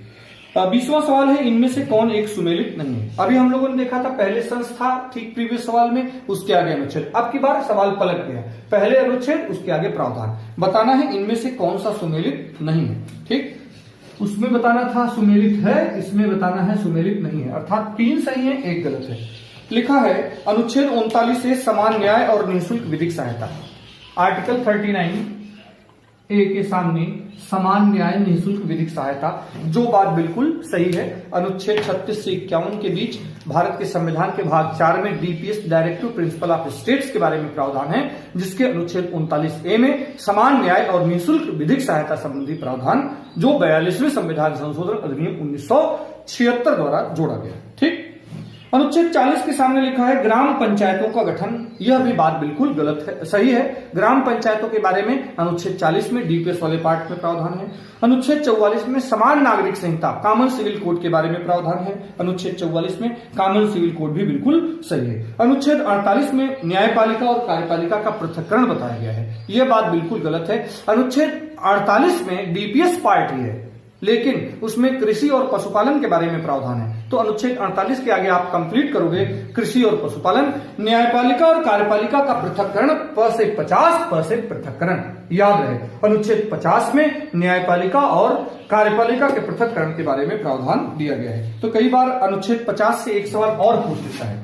आर्टिकल 50 से पूछता है कि भारत के संविधान के अनुच्छेद 50 में क्या है, न्यायपालिका और कार्यपालिका के पृथक्करण का प्रावधान है। कई बार सवाल पूछता है कि भारत के संविधान में मॉन्टेस्क्यू के शक्ति पृथक्करण सिद्धांत को कहां प्रावधान किया गया है, तो कहां निहित किया गया है, अनुच्छेद 50 में। क्या भारत के संविधान में स्पष्टतः शक्ति के पृथक्करण सिद्धांत को लागू किया गया है, तो देखोगे तो इम्प्लाइड, माने स्पष्ट तो नहीं है, लेकिन अप्रत्यक्ष तौर पर इसे अडॉप्ट किया गया है। ठीक, तो इस तरह से हम लोग अपने सवाल लेते रहेंगे और आगे बढ़ते रहेंगे। हम लोग बढ़ते हैं अपने अगले सवाल की ओर। अगला सवाल 21वां सवाल है इस टेस्ट का।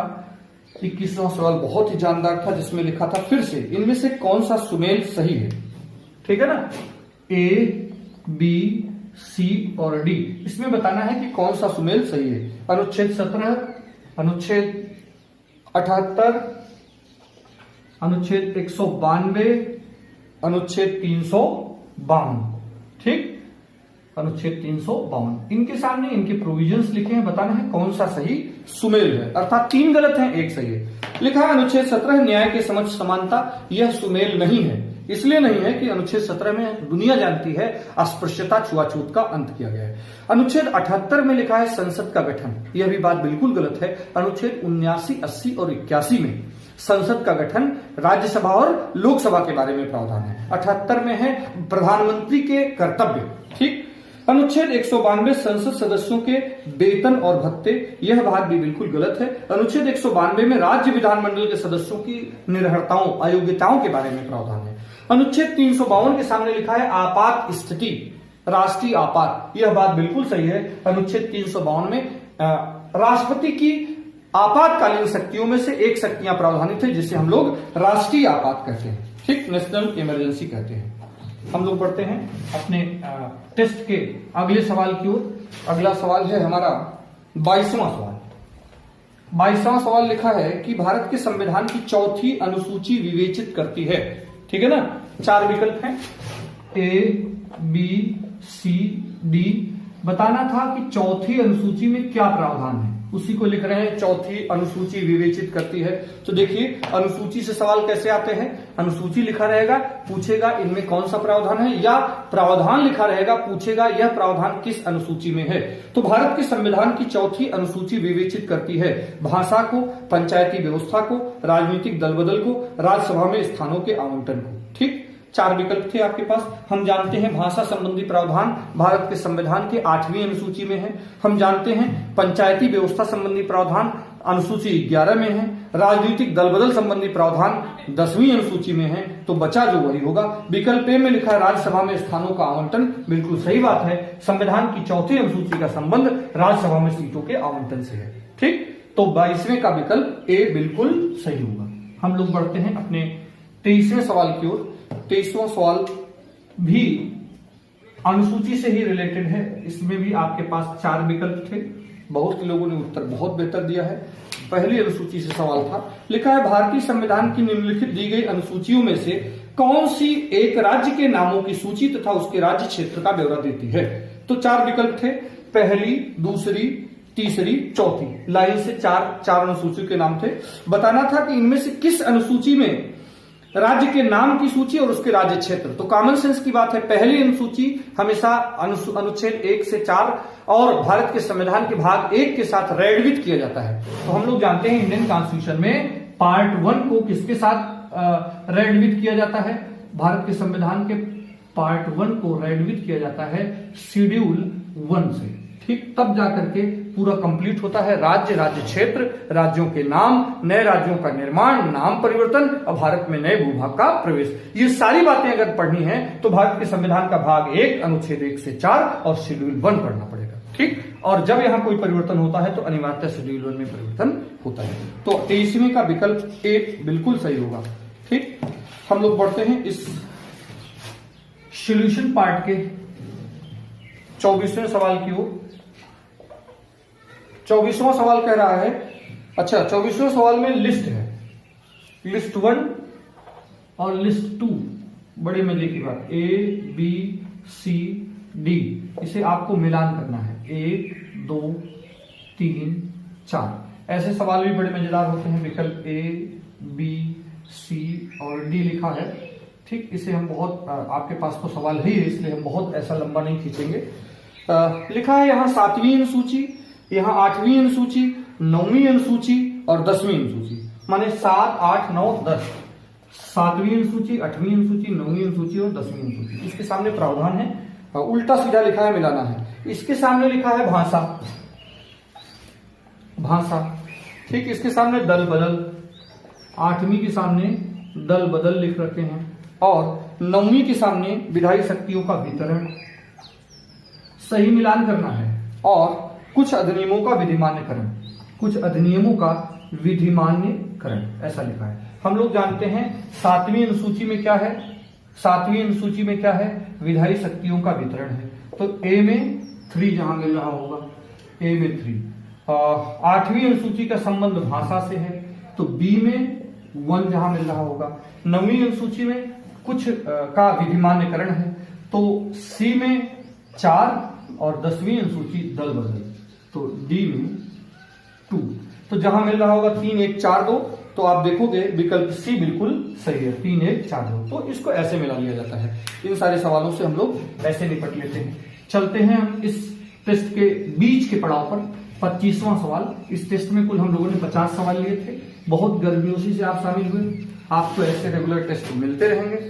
आधे पड़ाव पर हम 25वां सवाल कह रहा है, निम्नलिखित में से कौन एक सही सुमेलित नहीं है। अगर हम इस टेस्ट के 25वें सवाल की ओर चलें तो लिखा है इनमें से कौन एक सही सुमेलित नहीं है, अर्थात एक गलत है और 3 सही है। विकल्प ए में लिखा है, विकल्प बी सी और डी। ठीक, यहां पर नागरिकता के बारे में प्रावधान है। फिर लिखे हैं मौलिक अधिकार, फंडामेंटल राइट। फिर लिखे हैं मौलिक कर्तव्य, फंडामेंटल ड्यूटी। और फिर लिखा है स्टेट, स्टेट। ठीक, राज्य। अब इसके सामने इन्होंने क्या किया है, पार्ट के नाम दे रखे हैं कि यह प्रावधान किस पार्ट में, यह प्रावधान किस पार्ट में। इनमें से 3 तो सही लिखा है, एक गलत लिखा है, वही छाटना है। नागरिकता ए के सामने लिखा है भाग 2, जो बात बिल्कुल सही है। भारत के संविधान के भाग 2 अनुच्छेद 5 से 11 का संबंध नागरिकता से है। फिर विकल्प बी मौलिक अधिकार लिखा है, उसके सामने भाग 3, यह बात भी बिल्कुल सही है। भारत के संविधान के भाग 3 अनुच्छेद 12 से 35 को में फंडामेंटल राइट संबंधी प्रावधान है। फिर लिखा है मौलिक कर्तव्य, उसके सामने भाग 6A लिखा है, बिल्कुल गलत है। भारत के संविधान में जो फंडामेंटल ड्यूटी मौलिक कर्तव्य संबंधी प्रावधान है वो 4A में है, न कि 6A में है। और राज्य लिखा है, उसके सामने भाग 6 बिल्कुल सही है। ठीक, इंडियन कॉन्स्टिट्यूशन पर जो टेस्ट हुआ था उसके सोल्यूशन पर बात कर रहे हैं। टेस्ट के बाद सोल्यूशन का महत्व बहुत होता है। सवाल था भारतीय संविधान का कौन सा भाग और अध्याय संघ और राज्यों के बीच विधायी संबंधों पर बात करता है। ठीक है ना, ये पार्ट से जुड़ा सवाल था। संविधान का कौन सा भाग, कह रहे हैं संघ और राज्य के, यही सवाल था, संघ और राज्य के विधायी संबंधों पर बात करता है। तो हम लोग पहले भी देखे हैं कि सवाल जो आता है वो किन किन पोर्शन से आता है। अगर आप देखोगे तो आपको पार्ट क्लियर होने चाहिए, प्रोविजंस तो क्लियर होंगे, अनुच्छेद क्लियर होने चाहिए, शेड्यूल क्लियर होने चाहिए।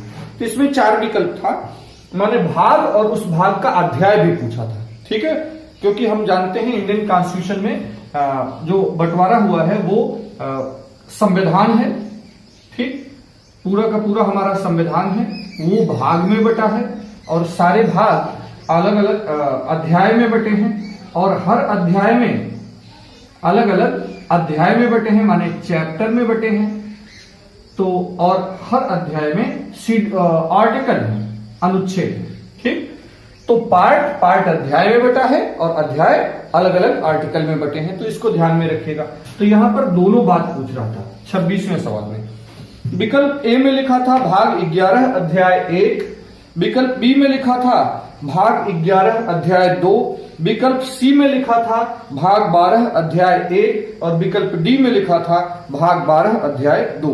तो मित्रों, हम लोग जानते हैं भारत के संविधान का भाग 11 अनुच्छेद 245 से लेकर 263, ठीक, अध्याय 11 भाग 11 में भारत में सेंट्रल स्टेट रिलेशन पर बात की गई है, आर्टिकल 245 से 263 तक। लेकिन विधायी संबंधों की बात करें तो भाग 11 कहां पर, भाग 11 उसके पार्ट 1 चैप्टर 1 पर बात करी गई है। चैप्टर 1 कहां तक जाता है, 245 से लेकर 255 तक है। ठीक, 245 से लेकर 255 तक है। तो भारत में संघ और राज्यों के बीच विधायी संबंध संविधान के भाग 11 चैप्टर 1 अध्याय 1 अनुच्छेद 245 से 255 के बीच में प्रावधानित हैं। तो इसे इस तरह से आप टैकल करिएगा, जिनके पास नहीं होगा वो नोट भी कर लेंगे। ठीक, चलिए बढ़ते हैं हम लोग अपने अगले सॉल्यूशन। तो 26वें में ए विकल्प बिल्कुल सही था। हम लोग बढ़ते हैं अपने अगले सवाल की ओर। आज इस टेस्ट सेशन के सॉल्यूशन का 27वां सवाल था, निम्नलिखित में से कौन भारतीय संविधान के अंतर्गत सही सुमेलित नहीं है। 4 विकल्प हैं। पंचायत के सामने भाग, माने एक तरफ प्रोविजन है और दूसरी तरफ उसका पार्ट लिखा है। पंचायत, उसके सामने भाग 9, बिल्कुल सही है।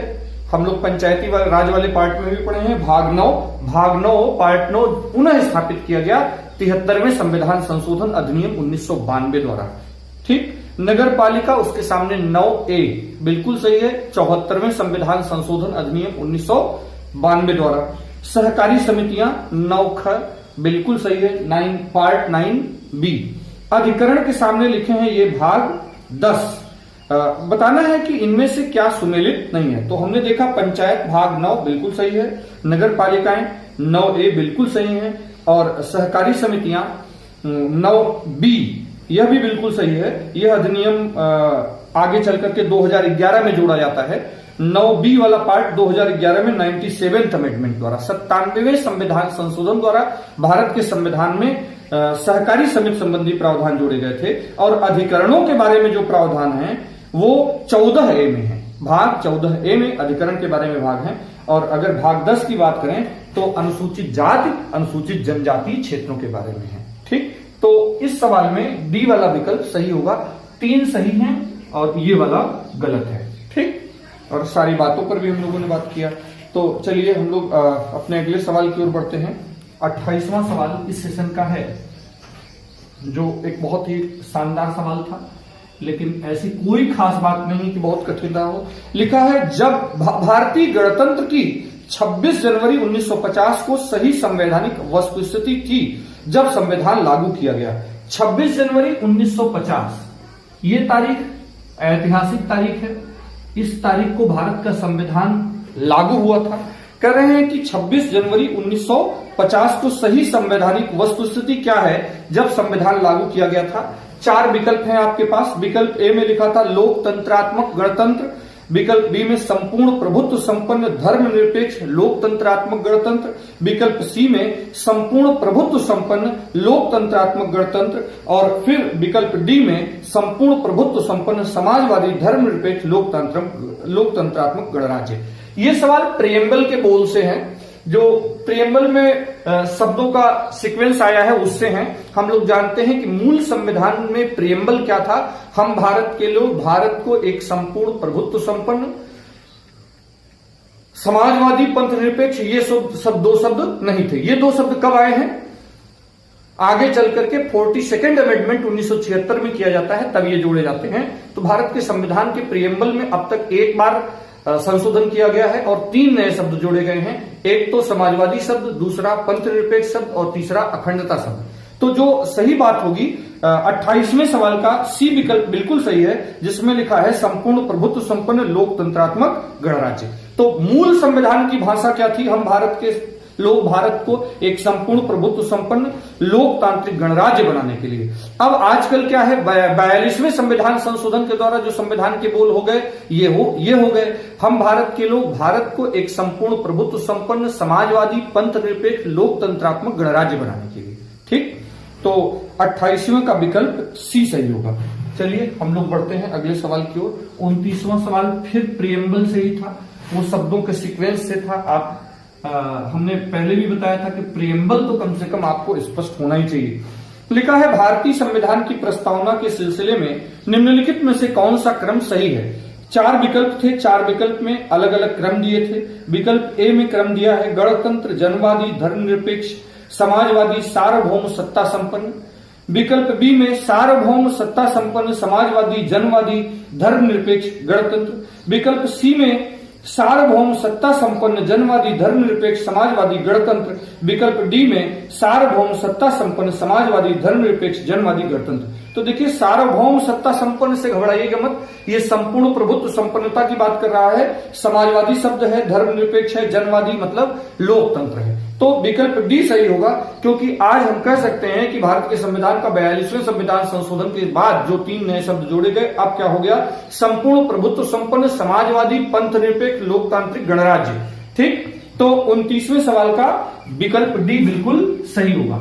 चलिए हम लोग बढ़ते हैं अगले सवाल की ओर। सवाल नंबर 30 कह रहा है कि भारतीय संविधान की प्रस्तावना में समाजवादी शब्द किस संशोधन के तहत जोड़ा गया? 4 विकल्प, 42वां संविधान संशोधन, 44वां संविधान संशोधन, 46वां संविधान संशोधन, 74वां, और विकल्प ई भी है उपरोक्त में से कोई नहीं या उपरोक्त में से एक से ज्यादा। ठीक, तो हम लोग जानते हैं भारत के संविधान में अब तक कुल 1 बार संशोधन हुए हैं। 42वें संविधान संशोधन द्वारा उसे संशोधित किया गया है और 42वें संविधान संशोधन द्वारा 3 नए शब्द जोड़े गए। ठीक, वो कौन थे? समाजवादी, पंथ निरपेक्ष और अखंडता शब्द, ये 3 नए शब्द जोड़े गए हैं। तो कौन सा उत्तर सही होगा? 30 नंबर सवाल का उत्तर ए सही है। 30 का ए बिल्कुल सही है, 42वां संविधान संशोधन। ठीक, हम लोग चलते हैं अगले सवाल की ओर। हमारे संविधान के टेस्ट पर, इंडियन पॉलिटी का जो टेस्ट हुआ था उसका सवाल फिर से बहुत अच्छा था। 31वां सवाल था कि संविधान की उद्देशिका के संबंध में निम्नलिखित कथनों पर विचार करिए। संविधान की उद्देशिका पर 4 कथन थे। लिखा है, 1, पंडित नेहरू द्वारा प्रस्तुत ऑब्जेक्टिव प्रस्ताव अंततोगत्वा उद्देशिका बना था। बिल्कुल सही है। हम लोग जानते हैं 13 दिसंबर 1946 को भारत की संविधान सभा में पंडित नेहरू के माध्यम द्वारा उद्देश्य प्रस्ताव आया था, जो जाकर के 22 जनवरी 1947 को भारत की संविधान सभा द्वारा पारित कर दिया गया। वही जाकर के क्या होता है? प्रियम्बल बनता है।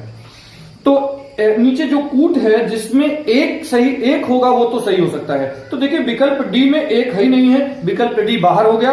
अब बात बचती है ए, बी और सी विकल्प की। ठीक, सवाल नंबर 2, इस सवाल का दूसरा जो कथन है उसमें लिखा है इसकी प्रकृति न्याय योग्य नहीं है, जस्टिसेबल नहीं है। बिल्कुल सही बात है, अर्थात भारत के संविधान की प्रस्तावना जस्टिसेबल नहीं है।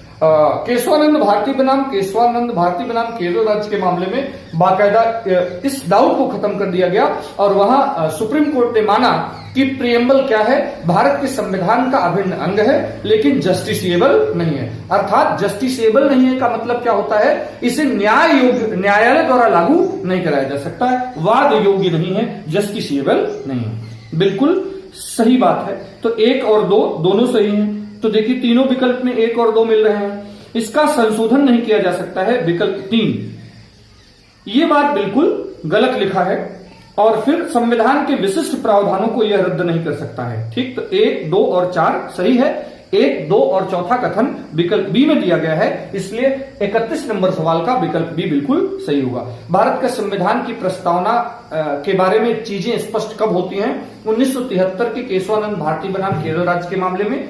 उस मामले में सुप्रीम कोर्ट ने माना कि प्रियम्बल जो है भारत के संविधान की उद्देशिका भारत के संविधान का अभिन्न अंग है, लेकिन ये जस्टिसेबल नहीं है, वाद योग्य नहीं, न्यायालय द्वारा लागू नहीं कराया जा सकता। और उसी मामले में बताया कि ये न्यायालय संविधान निर्माताओं के दिमाग की कुंजी है और बताया गया कि ये वैसे तो नहीं प्रासंगिक होते हैं, लेकिन जब संविधान में किसी प्रावधान की अस्पष्टता हो तब उसको स्पष्ट करने के लिए उसके इंटरप्रिटेशन में, उसके निर्वचन में इसकी आवश्यकता पड़ती है, तब यह प्रासंगिक हो जाता है। लेकिन याद रहे, संविधान की बातें, प्रियम्बल की बातें, संविधान के अंदर के वो प्रावधान जो बहुत स्पष्ट है उनको कभी भी ओवरराइड नहीं करता है, रद्द नहीं कर सकता है। अगले सवाल की ओर बढ़ते हैं हम लोग।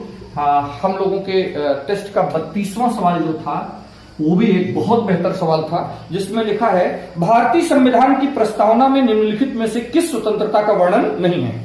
4 स्वतंत्रताएं बताई गई हैं यहां विकल्प में। ए, विचार की स्वतंत्रता, बी, विचार प्रकट करने की स्वतंत्रता, सी, विश्वास की स्वतंत्रता और डी, आर्थिक स्वतंत्रता। तो देखिए हम लोगों को जाना पड़ेगा भारत के संविधान की प्रस्तावना में। भारत की संविधान की प्रस्तावना के बोल हैं, हम भारत के लोग भारत को एक संपूर्ण प्रभुत्व संपन्न समाजवादी पंथ निरपेक्ष लोकतांत्रिक गणराज्य बनाने के लिए, ये बात तो भारत की हो गई, तथा उसके समस्त नागरिकों को न्याय देने के लिए। न्याय में बात की गई है आर्थिक, सामाजिक और राजनीतिक न्याय, और स्वतंत्रता दिलाने के लिए धर्म, विश्वास, उपासना, माने जो संविधान की प्रस्तावना के बोल है उसमें साफ साफ बताया गया है कि किस हम अपने नागरिकों को क्या देना चाहते हैं। न्याय देना चाहते हैं, स्वतंत्रता देना चाहते हैं, समानता देना चाहते हैं, राष्ट्र की एकता और अखंडता सुनिश्चित करने वाली बंधुता बढ़ाना चाहते हैं। इसके लिए ही अपनी संविधान सभा में हम लोगों ने अपना संविधान बनाया था। तो अगर आप देखोगे तो राजनीतिक, आर्थिक और सामाजिक न्याय की बात कही गई है, विचार, अभिव्यक्ति, विश्वास, धर्म और उपासना की स्वतंत्रता, इस 5 प्रकार के स्वतंत्रता की बात कही गई है, लेकिन कहीं भी आर्थिक स्वतंत्रता की बात इसमें नहीं आती है। प्रियम्बल में आर्थिक न्याय की बात की गई है, लेकिन आर्थिक स्वतंत्रता की बात नहीं की गई है। तो इस सवाल का विकल्प डी बिल्कुल सही होगा। विचार की स्वतंत्रता, विश्वास की स्वतंत्रता, अभिव्यक्ति की स्वतंत्रता, माने विचार को प्रकट करने की स्वतंत्रता, ये सब तो इसमें शामिल है। ठीक, चलते हैं हम लोग अगले सवाल की ओर। हम लोगों के टेस्ट का जो 33वां सवाल है वो बोल रहा है, टेस्ट में जो शामिल नहीं हुए होंगे वो टेस्ट में शामिल होकर के सॉल्यूशन में शामिल होंगे तो बेहतर होगा। प्लेलिस्ट में जाएंगे तो टेस्ट मिलेगा।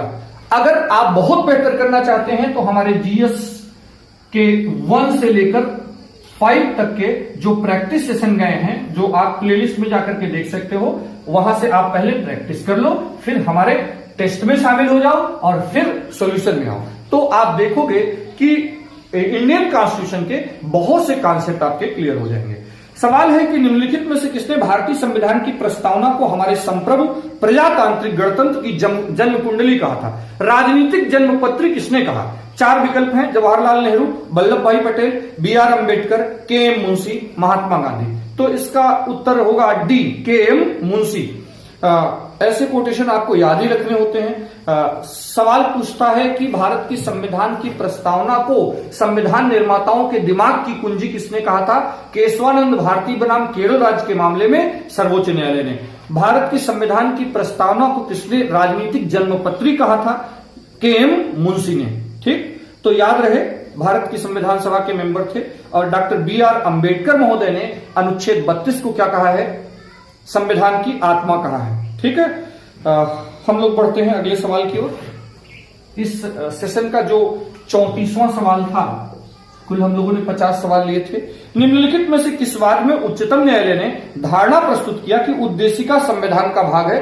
अभी पीछे हम लोग पढ़ के आए। 4 विकल्प: यूनियन ऑफ इंडिया बनाम डॉक्टर कोहली, बनारसी दास बनाम स्टेट ऑफ यूपी, बोम्मई बनाम union of India, Malak Singh बनाम स्टेट ऑफ इंडिया। तो देखिए ये 4 विकल्प हैं, इन 4 विकल्पों के अकॉर्डिंग आंसर देना होगा, तो आपका उत्तर सी सही होगा, क्योंकि बोम्मई बनाम यूनियन ऑफ इंडिया के मामले में सुप्रीम कोर्ट ने माना था कि संविधान उद्देशिका संविधान का अंग है और आगे चलकर अभिन्न अंग है। आगे चलकर के केशवानंद भारती बनाम केरल राज्य में क्या हुआ? पूरी तरह से 1973 में भारत के संविधान की प्रस्तावना को क्या बताया गया? तो सबसे पहले अगर देखा जाए तो केशवानंद भारती बनाम केरल राज्य में स्पष्ट हो गई थी बातें। आगे चल करके मुंबई बनाम यूनियन ऑफ इंडिया, इन सब में इस धारणा को ही एक्सेप्ट किया गया। ठीक, तो 34वें सवाल का सी विकल्प बिल्कुल सही है। हम लोग बढ़ते हैं अगले सवाल की ओर। अगला सवाल है संसदात्मक शासन व्यवस्था में। ठीक है, जो 35वां सवाल है उसमें संसदात्मक शासन व्यवस्था से टाइप ऑफ गवर्नमेंट होते हैं। टाइप ऑफ गवर्नमेंट में संसदात्मक शासन व्यवस्था हो सकती है, अध्यक्षीय शासन व्यवस्था हो सकती है, संघात्मक सरकार हो सकती है, एकात्मक सरकार हो सकती है। संसदात्मक शासन व्यवस्था राजतंत्र के साथ हो सकती है, संसदात्मक शासन व्यवस्था गणतंत्र के साथ हो सकती है। ठीक, तो संसदात्मक शासन व्यवस्था में लिखा है कि न्यायपालिका का कार्यपालिका पर नियंत्रण होता है। जीएस प्रैक्टिस सेशन में भी हम लोगों ने इस सवाल को लिया था, फिर टेस्ट में हम शामिल किए, बहुत लोग उसमें समझे भी, फिर भी इसमें गलती कर दिए हैं। संसदात्मक शासन व्यवस्था में लिखा है न्यायपालिका का कार्यपालिका पर नियंत्रण होता है। हम लोग जानते हैं सरकार के एक अंग, ये है जुडिशरी, ये है एग्जीक्यूटिव कार्यपालिका और ये है लेजिस्लेचर। ठीक, सरकार के 3 अंग 3 मूलभूत काम करते हैं। पूरी शक्ति एक जगह केंद्रित न हो और निरंकुशता न हो, सारी शक्ति एक व्यक्ति में निहित न हो, शक्ति पृथक्करण का सिद्धांत लागू हो, इसलिए 3 अलग अलग शक्तियां, लेकिन एक दूसरे के मामले में हस्तक्षेप भी नहीं करेंगी, चेक ऑन बैलेंस करेंगी। अब सवाल है संसदीय शासन व्यवस्था में क्या होता है? न्यायपालिका का कार्यपालिका पर नियंत्रण होता है। कह रहे हैं कि ये जो न्यायपालिका है इसका कार्यपालिका पर नियंत्रण होता है। तब कहां रह गया चेक एंड बैलेंस? कह रहे हैं कार्यपालिका का न्यायपालिका पर नियंत्रण होता है कि ऐसा होता है कार्यपालिका का न्यायपालिका पर नियंत्रण? तो अगर नियंत्रित होगी न्यायपालिका तो आपको क्या लगता है कि न्याय होगा? कार्यपालिका का विधायिका पर नियंत्रण होता है, कार्यपालिका का विधायिका पर नियंत्रण होता है कि विधायिका का कार्यपालिका पर नियंत्रण होता है। ठीक, इस ग्राफ को बहुत अच्छे से समझिएगा तो चारों कंटेंट आप समझ जाएंगे, चारों ऑप्शंस हैं। तो आप देखोगे कि जो संसदीय शासन व्यवस्था है उसमें जवाबदेही होती है, अकाउंटेबिलिटी होती है। संपूर्ण वास्तविक कार्यपालिका, जिसको हम लोग मंत्रिमंडल कहते हैं, मंत्रिपरिषद कहते हैं, वो लोकसभा के प्रति उत्तरदायी होती है। तो लोकसभा किसका पार्ट है? लेजिस्लेचर का है। तो देखिए, अगर देखा जाए तो एग्जीक्यूटिव पर किसका नियंत्रण बना हुआ है? सरकार, संसदीय शासन व्यवस्था में हर मामले में संसदीय नियंत्रण होता है। यहां तक कि जो वास्तविक अस्थायी कार्यपालिका है वो अनिवार्यतः किसका अंग होती है? लेजिस्लेचर का अंग होती है, विधायिका का अंग होती है। तो विकल्प डी बिल्कुल सही होगा 35वें का, जिसमें लिखा है कि संसदीय शासन व्यवस्था में विधायिका का कार्यपालिका पर नियंत्रण होता है। ठीक, बहुत अच्छा कॉन्सेप्ट वाला सवाल था ये, बहुत ही समझदारी से। कई बार तो लोग जिंदगी में गलती करते रहते हैं संसदीय शासन व्यवस्था और अध्यक्षीय शासन व्यवस्था में। चलिए अगले सवाल की ओर बढ़ते हैं। इस सेशन का जो 36वां सवाल है वो कह रहा है भारत में संसदीय प्रणाली की सरकार है, क्योंकि आप क्यों कह सकते हो कि भारत में संसदीय शासन प्रणाली की सरकार है? 4 विकल्प हैं। लोकसभा जनता द्वारा प्रत्यक्ष रूप से निर्वाचित होती है। फिर विकल्प बी, संसद संविधान का संशोधन कर सकती है, इसी बिहाफ पर कह सकते हो आप कि राज्यसभा को भंग नहीं किया जा सकता है, कि मंत्रिपरिषद लोकसभा के प्रति उत्तरदायी होती है। तो इसका विकल्प 36वें सवाल का विकल्प बी सही होगा। हम इस आधार पर कह सकते हैं कि भारत में संसदीय प्रणाली की सरकार है क्योंकि हमारा जो मंत्रिपरिषद है, जो वास्तविक कार्यपालिका है, वो किसके प्रति उत्तरदायी है? लोकसभा के प्रति उत्तरदायी है। यह बात आपको कहां मिलेगा? अनुच्छेद 75(3) में। ठीक, चलते हैं हम लोग अपने अगले सवाल की ओर। टेस्ट दीजिएगा, जो लोग अभी नहीं शामिल हैं वो टेस्ट कभी भी दे सकते हैं पढ़ने के बाद। संसदीय स्वरूप के सरकार का प्रमुख लाभ यह है कि जो संसदात्मक शासन व्यवस्था कर है उसका सबसे जो प्रमुख लाभ है वो क्या है? विकल्प एक, कार्यपालिका और विधानमंडल दोनों स्वतंत्र रूप से कार्य करते हैं, इसीलिए यही फायदा है। यह नीति को निरंतरता प्रदान करता है और अधिक दक्ष होता है कि कार्यपालिका विधानमंडल के प्रति उत्तरदायी होता है कि सरकार के अध्यक्ष को निर्वाचन के बिना नहीं बदला जा सकता है। तो आपको बताना है, जो ठीक पहले वाला सवाल था लगभग वैसा ही अनुच्छेद 75(3) पर बेस्ड सवाल है। कार्यपालिका विधानमंडल के प्रति उत्तरदायी होती है, अर्थात सरकार, वास्तविक कार्यपालिका, जो सरकार जिसको कह सकते हो, जो सारी पावर को इस्तेमाल करता है वो जवाबदेह है, अकाउंटेबिलिटी है किसके प्रति? विधायिका के प्रति। और विधायिका में कौन बैठा है? देश की जनता का अप्रत्यक्ष प्रतिनिधित्व होता है, अर्थात सरकार जो वास्तव में सारी पावर संसदीय शासन व्यवस्था में कर रही है उसकी जवाबदेही अप्रत्यक्ष तौर पर जनता की है। तो लोकतंत्र थोड़ा संसदीय शासन व्यवस्था में दिखता भी है। ठीक, चलते हैं हम लोग अपने अगले सवाल की ओर। अगला सवाल कह रहा है, तो 37वें सवाल का जो आपका उत्तर होगा वो सी विकल्प बिल्कुल सही है। 38वें सवाल में भारत एक गणतंत्र है, इसका क्या अर्थ है? किस आधार पर कह सकते हो? चार बातें हैं। सभी मामलों में अंतिम अधिकार जनता के पास है, इसलिए कह सकते हो। भारत राज्यों का संघ है, इसलिए कह सकते हो। भारत में वंशानुगत शासन नहीं है, इसलिए कह सकते हो कि भारत में संसदीय शासन नहीं है। भारत एक गणतंत्र है, इसका अधिकार क्या है? इसका मतलब क्या है? सीधी सी बात है कि प्रत्येक वह राष्ट्र जहां राष्ट्राध्यक्ष का पद वंशानुगत न होकर निर्वाचित हो वो गणतंत्र होता है। भारत का राष्ट्राध्यक्ष राष्ट्रपति है, उससे सर्वोच्च पद कोई नहीं है। भारत का प्रथम नागरिक होता है, विश्व के और राष्ट्रों में वो देश का प्रतिनिधित्व करता है। तो ऐसे में हम गणतंत्र हैं इसलिए क्योंकि भारत में यह वंशानुगत शासन नहीं चल रहा है। ठीक, तो विकल्प सी, 38वें का विकल्प सी बिल्कुल सही होगा। चलिए हम लोग चलते हैं अपने अगले सवाल की ओर। हमारे सवाल 39 का, हमारा 39वां सवाल कह रहा है, निम्नलिखित में से किनसे विनिर्धारित होता है कि भारत का संविधान परिसंघीय है? कह रहा है इन चार विकल्पों में से किस आधार पर कह सकते हो कि परिसंघीय व्यवस्था है हमारे यहाँ? संविधान लिखित और अनम्य है इसलिए, न्यायपालिका स्वतंत्र है इसलिए, अवशिष्ट शक्तियां केंद्र में निहित हैं कि केंद्र और राज्यों के बीच शक्तियों का बंटवारा किया गया है। किस आधार पर कह सकते हो? किस आधार पर? संविधान लिखित और अनम्य है, केवल ये आधार नहीं हो सकता है, अनम्यता नहीं होती है, कठोर होना चाहिए। न्यायपालिका स्वतंत्र है, अवशिष्ट शक्तियां केंद्र में निहित हैं, ये भी बात बिल्कुल गलत है क्योंकि अवशिष्ट शक्तियां संघात्मक शासन व्यवस्था में राज्यों के पास होती हैं सैद्धांतिक तौर पर, जैसे यूएसए में। केंद्र और राज्यों के बीच शक्तियों का वितरण है, बिल्कुल सही बात है। सबसे बेसिक बात है क्या? दो लेवल पर सरकार, सेंट्रल स्टेट के बीच काम का बंटवारा, और बंटवारा हमारे यहाँ है अनुसूची 7 में। आप जाकर के देखोगे तो बाकायदा 3 लिस्ट है। उसके बाद सेंट्रल स्टेट रिलेशन को ध्यान में रखते हुए बाकायदा जो हमारा अभी सवाल भी आया था पीछे, जो हमारा भाग 11 है अनुच्छेद 245 से 263, वो सीधे सीधे डिस्कस करता है। भाग 11 और भाग 12 ये दोनों पार्ट मिलकर के भारत के संविधान में सेंट्रल स्टेट रिलेशन, विधायी संबंध, प्रशासनिक संबंध और वित्तीय संबंधों की चर्चा करते हैं। ठीक, हम अपने टेस्ट सेशन के 40वें सवाल की ओर बढ़ते हैं। 40वां सवाल एक कोटेशन था, पूछा था कि किसने कहा था भारत अर्ध संघात्मक राज्य है? प्रैक्टिस सेशन में हमने नोट भी करवाया था, हेराल्डी लॉस्की, आइवर जेनिक्स, लॉर्ड ब्राइस, केसी वियर। तो भारत को अर्ध संघात्मक किसने कहा है? हम इसके पहले भी बात कर चुके हैं, बाकायदा नोट है। केसी वियर के अनुसार क्या है कि भारत एक अर्ध संघात्मक है। तो विकल्प डी बिल्कुल सही होगा। ठीक, विकल्प डी बिल्कुल सही होगा। हम लोग बढ़ते हैं अपने सेशन में अगले सवाल की ओर। हमारे टेस्ट सेशन का जो 41वां सवाल था वो साफ साफ कह रहा है क्या कि एक राज्य को संघ में सम्मिलित करने अथवा नए राज्यों की स्थापना करने की कार्यपालिका शक्ति निम्नलिखित में से किसमें है? माने ये पूछ रहे हैं कि भारत में राज्य को संघ में शामिल करना या नए राज्यों की स्थापना। तो कहां चले?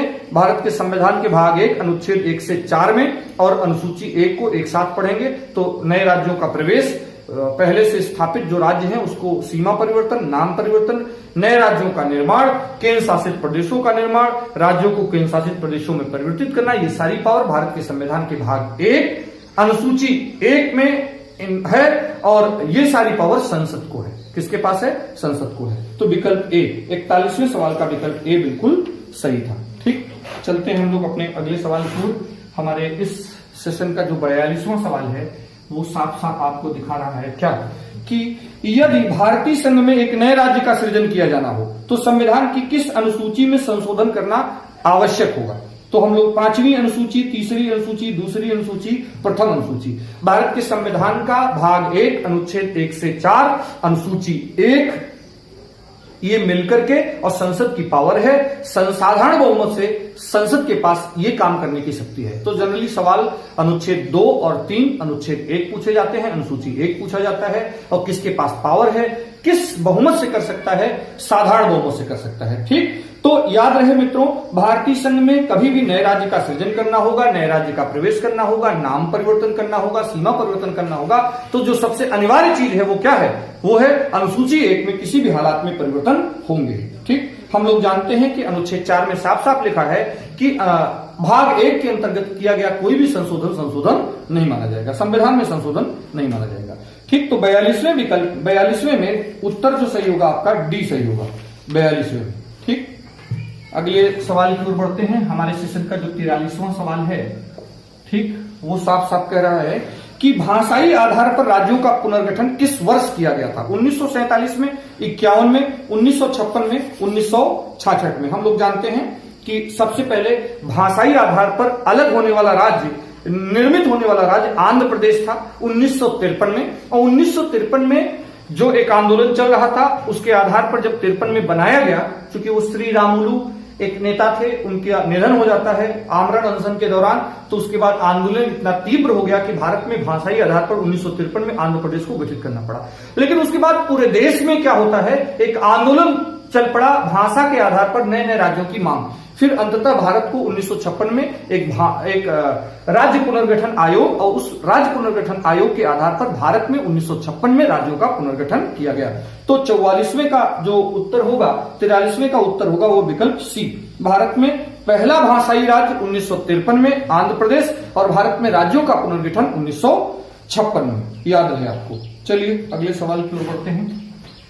भारत के संविधान के भाग 2 5 से 11 सिटीजनशिप, नागरिकता वाले से जुड़ा सवाल था। 44वां सवाल कह रहा है कि भारत में नागरिकता निम्नलिखित विशेषताओं में कौन सा सही? भारत में नागरिकता की निम्नलिखित विशेषताओं में से कौन सा सही है?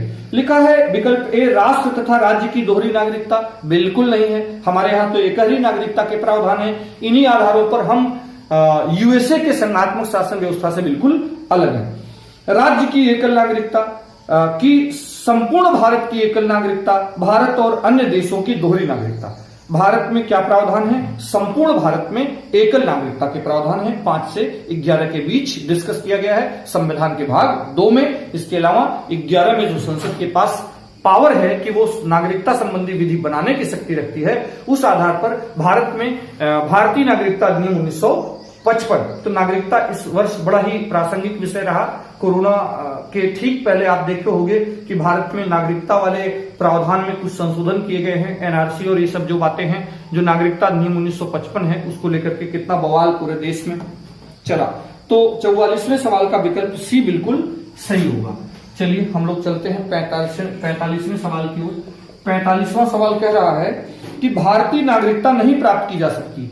विकल्प ए, जन्म द्वारा, विकल्प बी, देशीकरण द्वारा, विकल्प सी, किसी भूभाग के सम्मेलन द्वारा, और विकल्प डी, भारतीय बैंक में धन जमा करके। तो आप भारतीय नागरिकता प्राप्त करने का तरीका जन्म द्वारा, देशीकरण द्वारा, किसी भूभाग के सम्मेलन द्वारा और रजिस्ट्रीकरण द्वारा, इस सब माध्यम से हम प्राप्त कर सकते हैं।